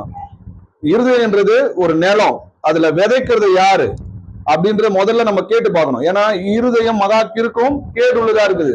மாம்சம் ஆவிக்கு என்ன பண்ணும்? ஒன்றுக்கு ஒன்று விரோதமா தான் இது யோசிக்கும். சரி, அப்ப நம்ம இருதயம் சொல்றதெல்லாம் நம்ம என்ன பண்ணக்கூடாது? கேட்க கூடாது. சில பேர் சொல்றது நீங்க பாருங்க, என் இருதயத்துக்கு இது நியாயமா இருக்குது. உன் இருதயத்துக்கு இது நியாயமா தான் இருக்கும். கர்த்தர் என்ன பண்ணாரு? அதை நிறுத்தி பாப்பாரு. அப்ப கர்த்தர் தான் நம்மள நியாய தீர்ப்பு கொடுக்க போறாரு. தேவனுடைய வாசனத்தின் எப்படியோ அப்படிதான் நம்மளுக்கு நியாய தீர்ப்பு. என்னாகமம் 15ஆம் அதிகாரம் 39வது வசனம் வாசிக்கலாம். நீங்கள் பின்பற்றி சோர போகிற உங்கள் இருதயத்துக்கும் உங்கள் கண்களுக்கும் ஏற்க நடவாமல் அதை பார்த்து கர்த்தரின் கற்பனைகளை எல்லாம் நினைத்து அவைகளின்படியே செய்யும்படிக்கு அது உங்களுக்கு தொங்கலாய் இருக்க வேண்டும். நியாயப்பிரமாணத்துல பாத்தீங்கன்னா அந்த வஸ்திரங்கள்ல ஏன் அந்த தொங்கல் கொடுத்திருக்காங்க? எல்லாத்துக்கும் ஒரு காரணம் இருக்கு இல்லையா? ஆவிக்குரிய காரணம். ஏன்னா நீங்கள் பின்பற்றி சோரம் போகிற உங்கள் இருதயம் சொல்லி எழுதிருக்கு. அப்போ உங்க இருதயத்தை நீங்க நம்பி நடந்தீங்கன்னா என்ன பண்ணுவீங்க? சோரம் தான் போவீங்க. அப்போ உங்கள் கண்களுக்கு ஏற்றபடி நடவாம எப்படி நடக்கணுமா? கர்த்தரின் கற்பனை எல்லாம் நினைத்து அவைகளின்படி செய்யணும். நம்ம எதை செஞ்சாலும் நம்ம இருதயம் என்ன சொல்லுது அதை பத்தி செய்யலாமா, இல்ல கர்த்தர் என்ன சொல்றாரு? இப்போ கர்த்தருடைய கட்டளைகள் உங்களுக்கு எல்லாமே என்னன்னு தெரியும் இல்லையா? நம்மளுக்கு இருதயம் சொல்லும், பக்கத்திலே இருக்குது சர்ச்சு, இங்க போயிட்டு வரலாம், எல்லாம் ஒண்ணுதானே அப்படின்னுமா. ஆனா ஆண்டவர் சொல்றாரு, இது கிடையாது, நீ தான் தேவனோட ஆலயம்னு சொல்ற. அப்போ நம்ம இருதயம் சொல்றது படி நம்ம செஞ்சோம்னா நம்ம என்ன போவோம்? சோரம் போவோம். கர்த்தர் என்ன சொல்றாரோ அதை பற்ற மட்டும்தான் நம்ம செய்யணும். அதை கூட்டவும் கூடாது, என்ன பண்ணக்கூடாது? குறைக்கவும் கூடாது. இதோ அடியேன் கேட்கிறன்ற வார்த்தை தான் நம்ம வாயில இருந்து கர்த்தருக்கு பதிலா வரணுமே தவிர நம்ம வாக்குவாதம் செய்யறவங்களா இருக்கக்கூடாது. கர்த்தரிடத்துல நம்ம போய் வாக்குவாதம் செய்யலாமா, இல்ல கர்த்தருக்கு போதிக்கலாமா? இவங்க அந்த கர்த்தருடைய வசனத்தை கூட்டணும்னா என்ன அர்த்தம்? கர்த்தருக்கு போதிக்கிறாங்கன்னு அர்த்தம். கர்த்தருடைய வசனத்தை நம்ம கூட்டலாமா, குறைக்கலாமா, அவருக்கு புத்தி சொல்லலாமா? நம்மளுக்கு என்ன தகுதி இருக்குது? இதெல்லாம் யார் பண்றான்னு பாத்தீங்கன்னா இன்னைக்கு கர்த்தருடைய கற்பனை விட்டு மீறி நடக்கிற யாரும் என்ன பண்றாங்க? கர்த்தருக்கு போதிக்கிறவங்களா இருக்கிறாங்க. நீதிமொழிகள் 3ஆம் அதிகாரம் 5, 6 வசனங்கள் வாசிக்கலாம். உன் சுய புத்தியின் மேல் சாயாமல் உன் முழு இருதயத்தோடு கர்த்தரில் நம்பிக்கையாய் இருந்து உன் வழிகள் எல்லாம் அவரை நினைத்துக்கொள், அப்பொழுது அவர் உன் பாதையை செவ்வைப்படுத்துவார். உன் சுய புத்தி மேல் சாயாமல் எழுதிருக்கு. உன் புத்தியும் உன் இருதயமும் என்ன பண்ணும்? உனக்கு உன் ஆத்மா உன்னோட மாம்சத்துக்கு தேவையானதுதான் சிந்திக்கும். நான் என் குடும்பம் என் பிள்ளைங்க நான் எப்படி சந்தோஷமா இருக்கணும் அதை பத்தி தான் யோசிக்கும். ஆனா தேவனுடைய வசனம் என்ன பண்ணுது, என்ன சொல்றாரு, கர்த்தர் என்ன சொல்றாருன்றதான் நம்ம என்ன பண்ணோம் நடக்கும். நம்ம இருதயம் சொல்றதை கேட்க கூடாது, சுய புத்தி மேல சாயக்கூடாது. உன் முழு இருதயத்தோடு என்ன பண்ணு? கர்த்தர் மேல நம்பிக்கையா இருந்து உன் வழியெல்லாம் அவரை நினைத்துக் கொள்ள என்ன அர்த்தம்? அவருடைய கட்டளைகளை நினைவு கொண்டு நேரு. அப்போது அவர் என்ன பண்ணுவாரு? உன் பாதைகளை செம்மை பண்ணுவார். ஏன்னா நமக்கு தெரியாது நாளைக்கு என்ன நடக்க போகுதுன்னு. நம்ம இருதயம் நம்மள என்ன பண்ணோம்? வஞ்சிக்கும். நம்ம அதுக்கு இருதயம் சொல்றதை கேட்க கூடாது. நம்ம தான் மறிச்சிட்டோமே. மறித்தவன் போய் எதுக்கு அவனோட பழைய ஜென்ம சுபாவ மனுஷ பேச்சை ஏன் கேட்கணும்? நம்ம எப்போ தேவனுக்கு அடிமையானமோ அப்போ தேவனுக்கு அடிமையாடுதுன்னா என்னது? அவருடைய வசனங்களுக்கு நம்ம அடிமையா நம்மளை ஒப்பு கொடுக்கும். அவருடைய வசனம் தான் நம்மளை பரிசுத்தமாக்கும். அந்த வசனத்தின்படி நம்ம நடக்கிறோமா இல்லையா? இதுதான் கேள்வி. நம்மள நியாய தீர்ப்பு எப்படி இருக்கும்? என்னை தள்ளி என் வசனத்தை ஏற்றுக்கொள்ளாதவனை நியாயம் தீர்க்கிறது ஒன்று இருக்குது, நான் சொன்ன வசனமே அவனை கடைசி நாள்ல நியாயம் தீர்க்கும். அதனால நம்ம ரொம்ப ஜாக்கிரதையா நம்ம இருதயத்துல தோன்றதெல்லாம் செய்யக்கூடாது. ஆண்டவர் கட்டளை என்னவோ அதை அப்படியே நம்ம செஞ்சோமானா நம்ம நித்திய ஜீவனுக்கு போகும். சங்கீதம் 81 அதிகாரம் 11, 12 வசனங்கள் வாசிக்கலாம். என் ஜனமோ என் சத்தத்திற்கு செவி கொடுக்கவில்லை, இஸ்ரவேல் என்னை விரும்பவில்லை. ஆகையால் அவர்கள் இருதயத்தின் கடினத்திற்கு விட்டுவிட்டேன், தங்கள் யோசனைகளின்படியே நடந்தார்கள். என் ஜனமோ என் சத்தத்துக்கு என்ன பண்ணல, செவி கொடுக்கலன்னு அர்த்தம், என் கட்டளையின்படி நடக்கலன்னு அர்த்தம். அப்போ இஸ்ரவேல் என்னை விரும்பவில்லை. விரும்பலன்னா என்னது? அன்பு கூறுதுன்னா என்னது? அவருடைய கட்டளைகளை கை கொள்வதே அவரிடத்துல அன்பு கூறுது. விரும்பலன்னா என்ன அர்த்தம்? அவர் கட்டளைகளை அவங்க என்ன பண்ண மாட்டாங்க, கை கொள்ள மாட்டாங்க. அவங்க இருதயத்துல என்ன தோணுது, அவங்க இருதயம் என்ன சொல்லுது, அதன்படி நடப்பாங்க இல்லையா? அதனால அவர் என்ன சொல்றான், அவர்கள் இருதயத்தின் கடினத்திற்கு நான் என்ன பண்ணேன், விட்டுட்டேன், தங்கள் யோசனையின்படி நடந்தாங்க. அப்ப யோசனைப்படி நடந்து என்ன பண்ணாங்க, வனாந்தரத்துல அழிக்கப்பட்டாங்கன்றதை நம்ம பாக்குறோம். அதனால நம்ம புத்தி என்ன சொல்லுது, நம்ம இருதயம் என்ன சொல்றதெல்லாம் பார்க்க கூடாது. வேத வசனம் என்ன சொல்லுது, கர்த்தர் என்ன சொல்றாரோ அதன்படிதான் நம்ம நடக்கணும் இல்லையா? ஏசாயா 65 அதிகாரம் 2வது வசனம் வாசிக்கலாம். நலமல்லாத வழியிலே தங்கள் நினைவுகளின்படி நடக்கிற முரட்டாட்டமான ஜனத்தண்டைக்கு நாள் முழுவதும் என் கைகளை நீட்டினேன். ஆமென். நலமல்லாத வழியிலே தங்கள் நினைவுகளின்படி, அவங்களுக்கு என்ன தோணுதோ அது மாதிரி நடக்கிறாங்க பாத்தீங்களா? அவங்கள பார்த்து ஆண்டவர் சொல்றாரு, முரட்டாட்டம் உள்ள ஜனத்தண்டைக்கு என் நாள் முழுவதும் என் கையை நீட்டினதுக்கு ஆசீர்வாதிக்கிறதுக்கா, அவர்களை அழிக்கிறதுக்கு என்ன பண்ணாராம், கர்த்தர் அவர் கைகளை நீட்டினார்ன்றது நம்ம பாக்குறோம். நீதிமொழிகள் 28 அதிகாரம் 26வது வசனம் வாசிங்க. தன் இருதயத்தை நம்புகிறவன் மூடன், நாணமாய் நடக்கிறவனோ ரட்சிக்கப்படுவான். தன் இருதயத்தை நம்புகிறவன் யாரா? மூடன் எழுதி இருக்குது. நாணமாய் நடக்கிறவனா யாரு? கர்த்தருக்கு பயப்படுதே ஞானம். அப்ப கர்த்தருக்கு பயந்து நடப்பவன் யாரு? ரட்சிக்கப்படுவான்னா கர்த்தருடைய கற்பனைகளை கை கொண்டு நடக்கிறவன் தான் ஞானவான் சொல்லி வேதத்துல எழுதி இருக்கு. மனுஷனுடைய யோசனைகள் எல்லாமே வேஸ்ட்ன்னு சொல்லி கர்த்தர் சொல்றாரு. சங்கீதம் 94 அதிகாரம் 11வது வசனம் வாசிக்கலாம். மனுஷனுடைய யோசனைகள் வீண் என்று கர்த்தர் அறிந்திருக்கிறார். மனுஷனுடைய யோசனைகள் வீண் என்று கர்த்தர் அறிந்திருக்கிறார் என்று சொல்லி நம்ம வாசிக்கிறோம். அப்போ வீணான சிந்தனைகளை நம்ம என்ன பண்ணோம், வெறுக்கணும் இல்லையா? அவனோட ஆவி பிரியும், அவன் தன் மண்ணுக்கு திரும்புவான், அந்நாளில் அவன் யோசனைகள் எல்லாம் என்ன பண்ணும், அழிந்து போகும். மனுஷனுடைய யோசனைகள்லாம் வேஸ்ட். நீதிமொழிகள் 19 அதிகாரம் 21வது வசனம் வாசிக்கலாம். மனுஷனுடைய இருதயத்தின் எண்ணங்கள் அநேகம், ஆனாலும் கர்த்தருடைய யோசனையே நிலை நிற்கும். மனுஷனுடைய எண்ணங்கள் என்னது? இருதயத்தின் எண்ணங்கள் அநேகம்ல, அப்படியே சொல்றது உதிச்சுனே இருக்கும் சிந்தனைகள்லாம். ஆனா கர்த்தருடைய யோசனை தான் என்ன பண்ணும், நிலை நிற்கும். மத்த மனுஷனுடைய யோசனைகள்லாம் என்ன பண்ணும், அழிந்துதான் போவோம் இல்லையா? மனுஷன் நிறைய பிளான் எல்லாம் போடுவாங்க, நீங்க பாத்துருக்கீங்களா? திட்டங்களை தீட்டுவாங்க, 10 வருஷம் கழிச்சு, 5 வருஷம் கழிச்சு, இன்னும் 30 வருஷம் கழிச்சு, இந்த மாதிரி யோசனைகள் எல்லாம் நீங்க பார்த்திருப்பீங்களா? வேதம் அவங்கள பத்தி என்ன சொல்லுதுன்னு பார்க்கலாம். பிரசங்கி 2 அதிகாரம் 22 இருந்து 24 வசனம் வரைக்கும் வாசிக்கலாம். பிரசங்கி 2 அதிகாரம் 22 இருந்து 24 வசனங்கள் வரைக்கும் வாசிக்கலாம். மனுஷன் சூரியனுக்கு கீழே இருக்கிற எல்லா பிரயாசத்தினாலும் அவனுடைய இருதயத்தின் எண்ணங்களினாலும் அவனுக்கு பலன் என்ன? அவன் நாட்கள் எல்லாம் அலுப்புள்ளது, அவன் வேலைகள் வருத்தம் உள்ளது, ராத்திரியிலும் அவன் மனதுக்கு இளைப்பாறுதல் இல்லை. இதுவும் மாயையே. மனுஷன் புசித்து குடித்து தன் பிரயாசத்தின் பலனை அனுபவிப்பதை பார்க்கிலும் அவனுக்கு ஒரு நன்மையும் இல்லை. இதுவும் தேவனுடைய கருத்திலிருந்து வருகிறது என்று நான் கண்டேன். ஆமா, இந்த வசனம் பாருங்க. மனுஷன் சூரியனுக்கு கீழே படுகிற எல்லா பிரயாசத்தில்னா அவன் என்ன பண்றான், வேலை செய்யறான், ஓடுறான், போறான், நிறைய பிளான் பண்றான், திட்டங்களை தீட்டுறான், பிரயாசப்படுறான், கஷ்டப்படுறான், எல்லாமே படுறான் இல்லையா? அவனுடைய இருதயத்தின் எண்ணத்தினால அவனுக்கு என்ன பலன் இருக்குது? இதெல்லாம் ஓடி போய் நீ உலகம் முழுவதையும் ஆதாயப்படுத்தி கொண்டு வந்தாலும் உனக்கு என்ன பலன் இருக்குது? அவன் நாட்கள் எப்படி இருக்குமா, அலுப்பு உள்ளது, அவன் வேலைகள் வருத்தம் உள்ளது, ராத்திரியில அவனுக்கு என்ன இருக்குது, மனசுக்கு இளைப்பாறுது கிடையாது. இதுவும் மாய. நீ என்னதான் உழைச்சிட்டு வேலை செஞ்சுட்டு நின்ன பணம் சம்பாதிச்சாலும், நீ என்ன திட்டினாலும், நீ வாங்கி குவிச்சாலும் இதெல்லாம் மாய மாய மாயன்றாரு.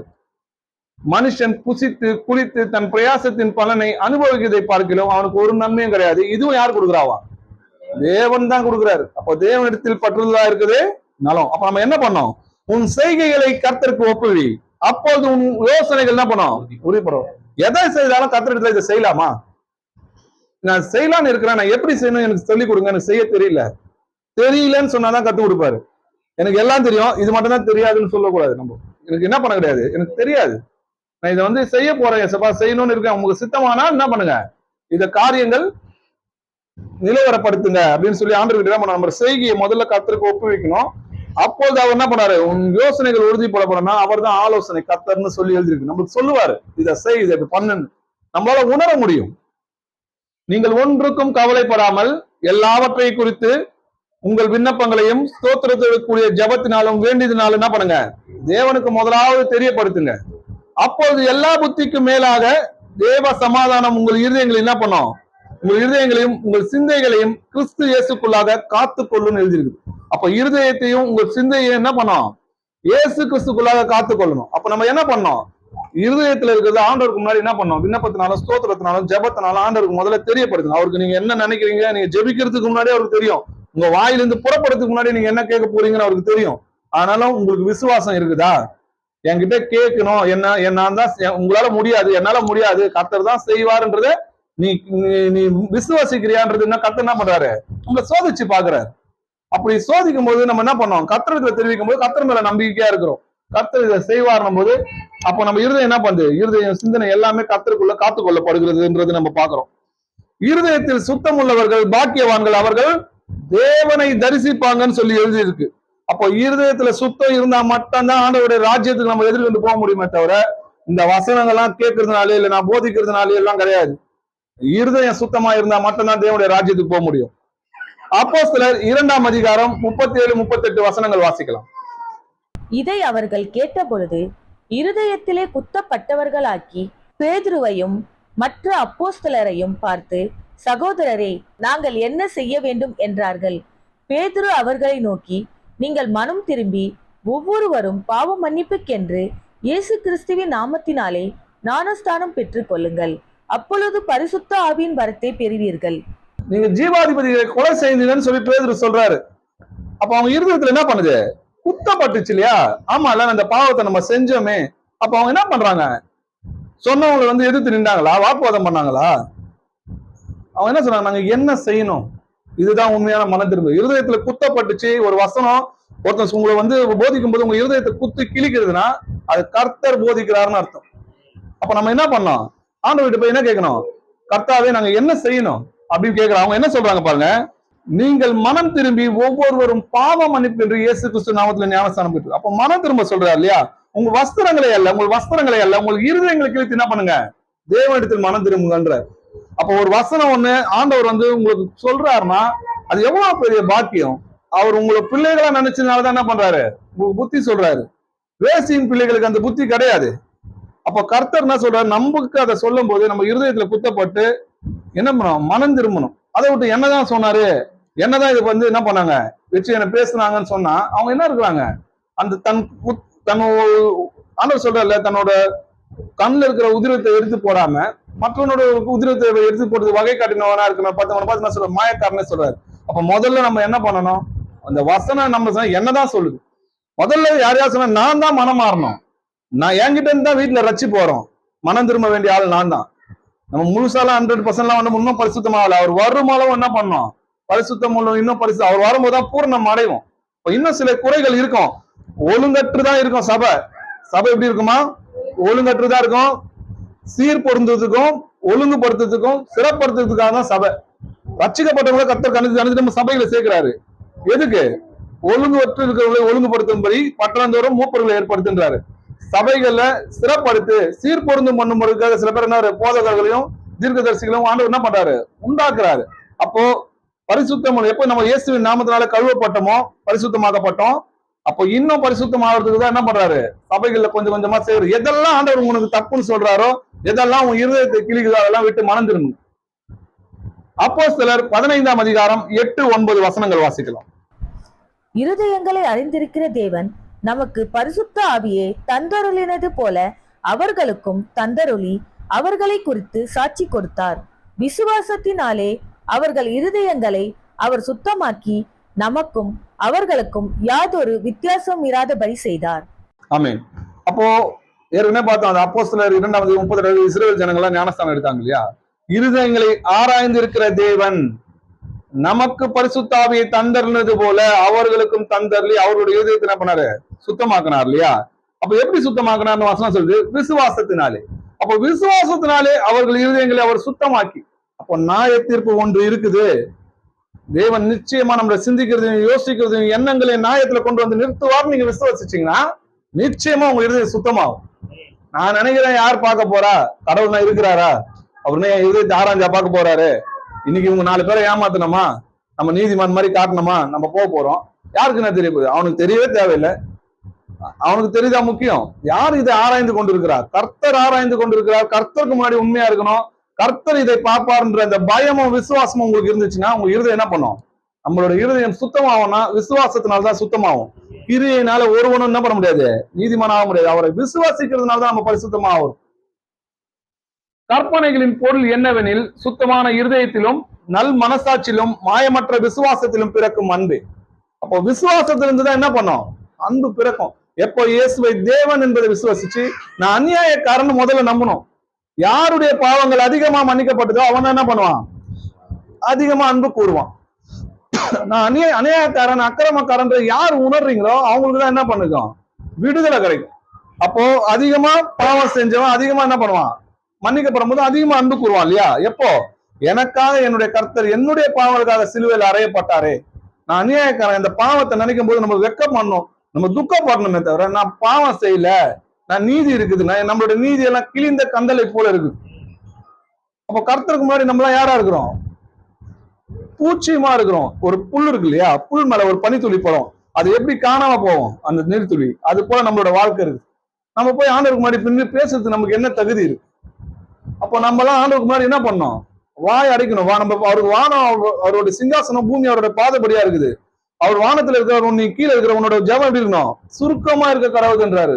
ஜாக்கிரதையா பேசுன்றாரு. ஆண்டவர்கிட்ட பேசுறதுக்கு முன்னாடி ஜாக்கிரதையா பேசணும்.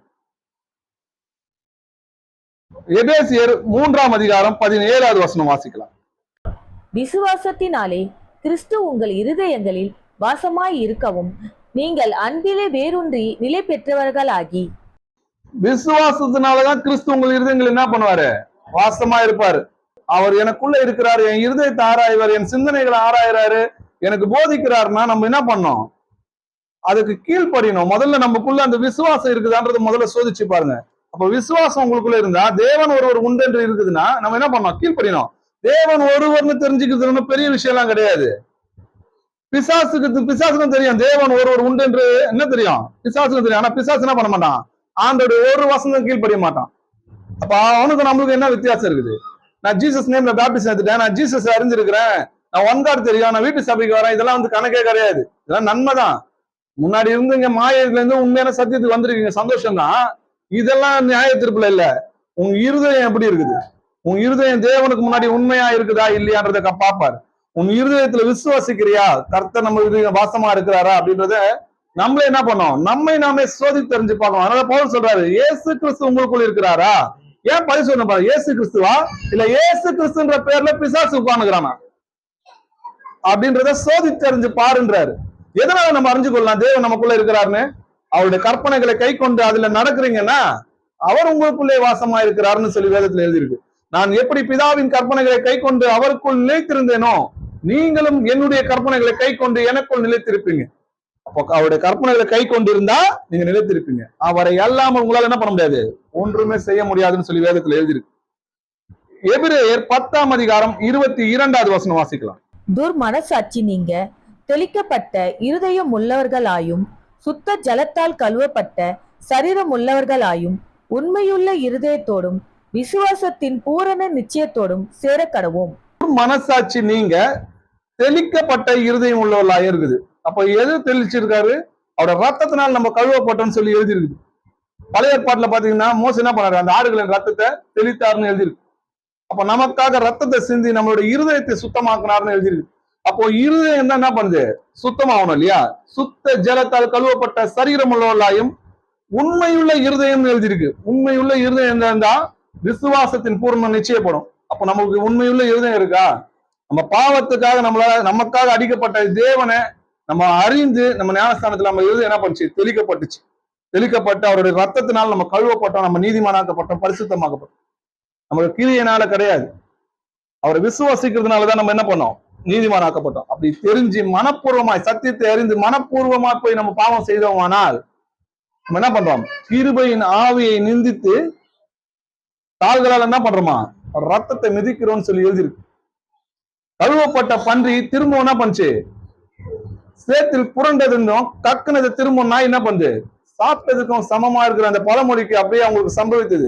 அவங்களோட முன்னிலைமை பின்னிலைமை எப்படி இருக்கும்? கேடுள்ளதா இருக்கும்னு சொல்லி வேதத்துல எழுதிருக்கு. அந்த ரட்சிப்பின் வசனத்தை அவங்க கேட்காம போயிருந்தா கூட என்ன இருக்கும்? அவங்க நலமா இருக்கும்னு சொல்லி எழுதிருக்கு. ஜீவனுள்ள தேவனுடைய கைகளில் விழுகிறது பயங்கரமா இருக்குமேன்னு சொல்லி வேத வசனம் சொல்லுது. நம்ம இருதயத்தை ஆண்டவர் ஆராயிறாரு, நம்ம இருதயத்துல இப்படி சிந்திக்கிறத கர்த்தர் ஆராயிறாரு, இது நியாயத்துல கொண்டு வந்து நிறுத்துவாருன்றதை நீங்க என்ன பண்ணீங்க? பயந்து கர்த்தருக்கு பயந்தீங்கன்னா உங்க இருதயம் என்ன பண்ணும்? ஜாக்கிரதையா இருக்கும். ஒண்ணு தேவனுக்கு உண்மையா இருக்கணும், இல்ல உங்க இருதயத்துக்கு உண்மையா இருக்கும். யாருக்காவது ஒருத்தருக்கு தான் உண்மையா இருக்க முடியும். உலகத்துக்கும் தேவனுக்கும் நம்மளால என்ன பண்ண முடியாது. லோத்துவின் மனைவியை நினைத்து கொள்ளுங்கள்ன்றாரு. எதுக்கு அவங்கள நினைச்சுட்டு சொல்றாரு? பொருளாசையினால என்ன பண்ணாங்க? தேவனோட மகிமையை இழந்தாங்க. அதனால நீயும் பொருளாசையால் அழிந்து போகாதபடி கர்த்தர் என்ன சொல்றாரு? லோத்துவின் மனைவியை நினைத்துக் கொள்ள சொல்றாரு. கலப்பையின் மேல் தன் கையை வைத்து விட்டு பின்னிட்டு பாக்குற எவனும் தேவனுடைய ராஜ்யத்துக்கு போக முடியாது. தேவத்துக்காக எப்போ நீங்க ஞானஸ்தானம் எடுத்து தேவனுக்கு அடிமை ஆகிட்டு திரும்ப போய் உலகத்துக்கு நீங்க அடிமை ஆகணும்னு நினைச்சீங்கன்னா உலகத்துக்கு திரும்பி பாத்தீங்கன்னு வைங்க, தேவனுடைய ராஜ்யத்துக்கு எல்லாம் நம்மளால போக முடியாதுன்னு கர்த்தர் எச்சரிக்கிறார். நீங்கள் இப்பிரபஞ்சத்துக்கு ஒத்த வேஷம் தெரியாமல் தேவனுடைய நன்மையும் பரிபூரணமான சித்தம் என்னதென்று பகுத்தறியத்தக்கதாக உங்கள் மனம் என்ன பண்ணுமா? புதிதாகனாலே மறுரூபமாவீங்க. அப்போ மனசைதான் புதுசாக்க சொல்றாரு. உங்க இருதயத்தை சுத்தமாக்கு, உங்க இருதயத்தை பரிசுத்தமாக்கு. இப்பிரபஞ்சத்துல இருக்கிற எல்லாருமே வேஷம் தரித்திருக்கிறாங்க பாத்தீங்களா? எல்லாரும் இந்த வேஷம் எல்லாம் கடந்து போகும்னு ஆண்டவர் சொல்றாரு. இந்த உலகத்தின் வேஷம் கடந்து போகிறதுன்னு சொல்லி வேதத்துல எழுதிருக்கு. நம்ம வேஷம் போறது முதல்ல நிறுத்துங்க. கர்த்தர் பாப்பாரு. மாயக்காரன்னு நம்மளை பார்த்து சொல்லுவாரு. மனுஷனுக்கு பிரியமா இருக்கிறதுக்காக ஊழியம் செய்யாதீங்க, தேவனுக்கு உண்மையா இருக்கணும்னு சொல்லுங்க. அப்ப கர்த்தர் நமக்காக ஜீவனை கொடுத்தாருன்ற அந்த நன்றி இருந்தா மட்டும்தான் நம்ம கர்த்தரோட இருப்போம். எனக்கு அது கிடைக்கல, எனக்கு இது கிடைக்கல, எனக்கு இது ஆகல, இம்மைக்காக கர்த்தரை தேடுகிற யாரும் கர்த்தரை விட்டு விலகி போவீங்க. இம்மைக்காக மாத்திரம் கர்த்தரை தேடுகளா இருந்தா நம்மை போல பரிதவிக்கப்பட்டவங்க யாருமே கிடையாதுன்னு சொல்லி வேதவசனம் சொல்லுது. பிரசங்கி 3ஆம் அதிகாரம் 17வது வசனம் வாசிக்கலாம். சகல எண்ணங்களையும் சகல செய்கைகளையும் நியாயம் தீர்க்கும் காலம் இனி இருக்கிறபடியால் சன்மார்க்கனையும் துன்மார்க்கனையும் தேவன் நியாயம் தீர்ப்பார் என்று என் உள்ளத்தில் எண்ணினேன். சகல எண்ணங்களையும் போட்டிருக்குது. ஒரு செய்கையை மட்டும் இல்ல, சகல எண்ணங்களையும் சகல செய்கைகளையும் நியாயம் தீர்க்கும் காலம் இனி வரப்போகிறபடியினால். அப்போ நிச்சயமா நியாயத்திற்கு ஒண்ணு இருக்குதுன்னு நம்ம புரிஞ்சுக்கணும். நம்ம எண்ணங்களையும் செய்கைகளையும் கர்த்தர் நியாயத்துல கொண்டு வருவார் இல்லையா? அப்போ நம்ம உள்ளத்துல என்ன பண்ணோம்? இது எப்பவுமே எண்ணிக்கிட்டு இருக்கணும். இன்னைக்கு நினைக்கிற இந்த எண்ணத்தையும் சிந்தனையும் கர்த்தர் என்ன பண்ணுவாரு? நியாயத்துல கொண்டு வர்றாரு. அப்படி பொல்லாத சிந்தனையா இருந்தா என்ன பண்ணுங்க? அதுக்கு இடம் கொடுக்காதீங்க, அதை விரட்டி அடிங்க. கர்த்தருடைய வசனத்தின்படி இருக்கா, அதுக்கு கீழ்படிங்க. அப்போ தேவனுடைய வசனமா இருந்தாலும் சரி, பிசாசா இருந்தாலும் சரி, அவன் என்ன பண்றான்? இருதயத்துலதான் விதைக்கிறான். அப்போ நம்ம இருதயத்தை இருந்தா என்ன பண்றது? நல்ல நிலமா இருக்குதா இல்ல பொல்லாத நிலமா இருக்குதா? கர்த்தர் விதைத்ததை நீங்க அதுக்கு இடம் கொடுத்து கீழ்படிஞ்சீங்கன்னா உங்க இருதயம் நல்ல நிலமா இருக்கும். ஆமென்.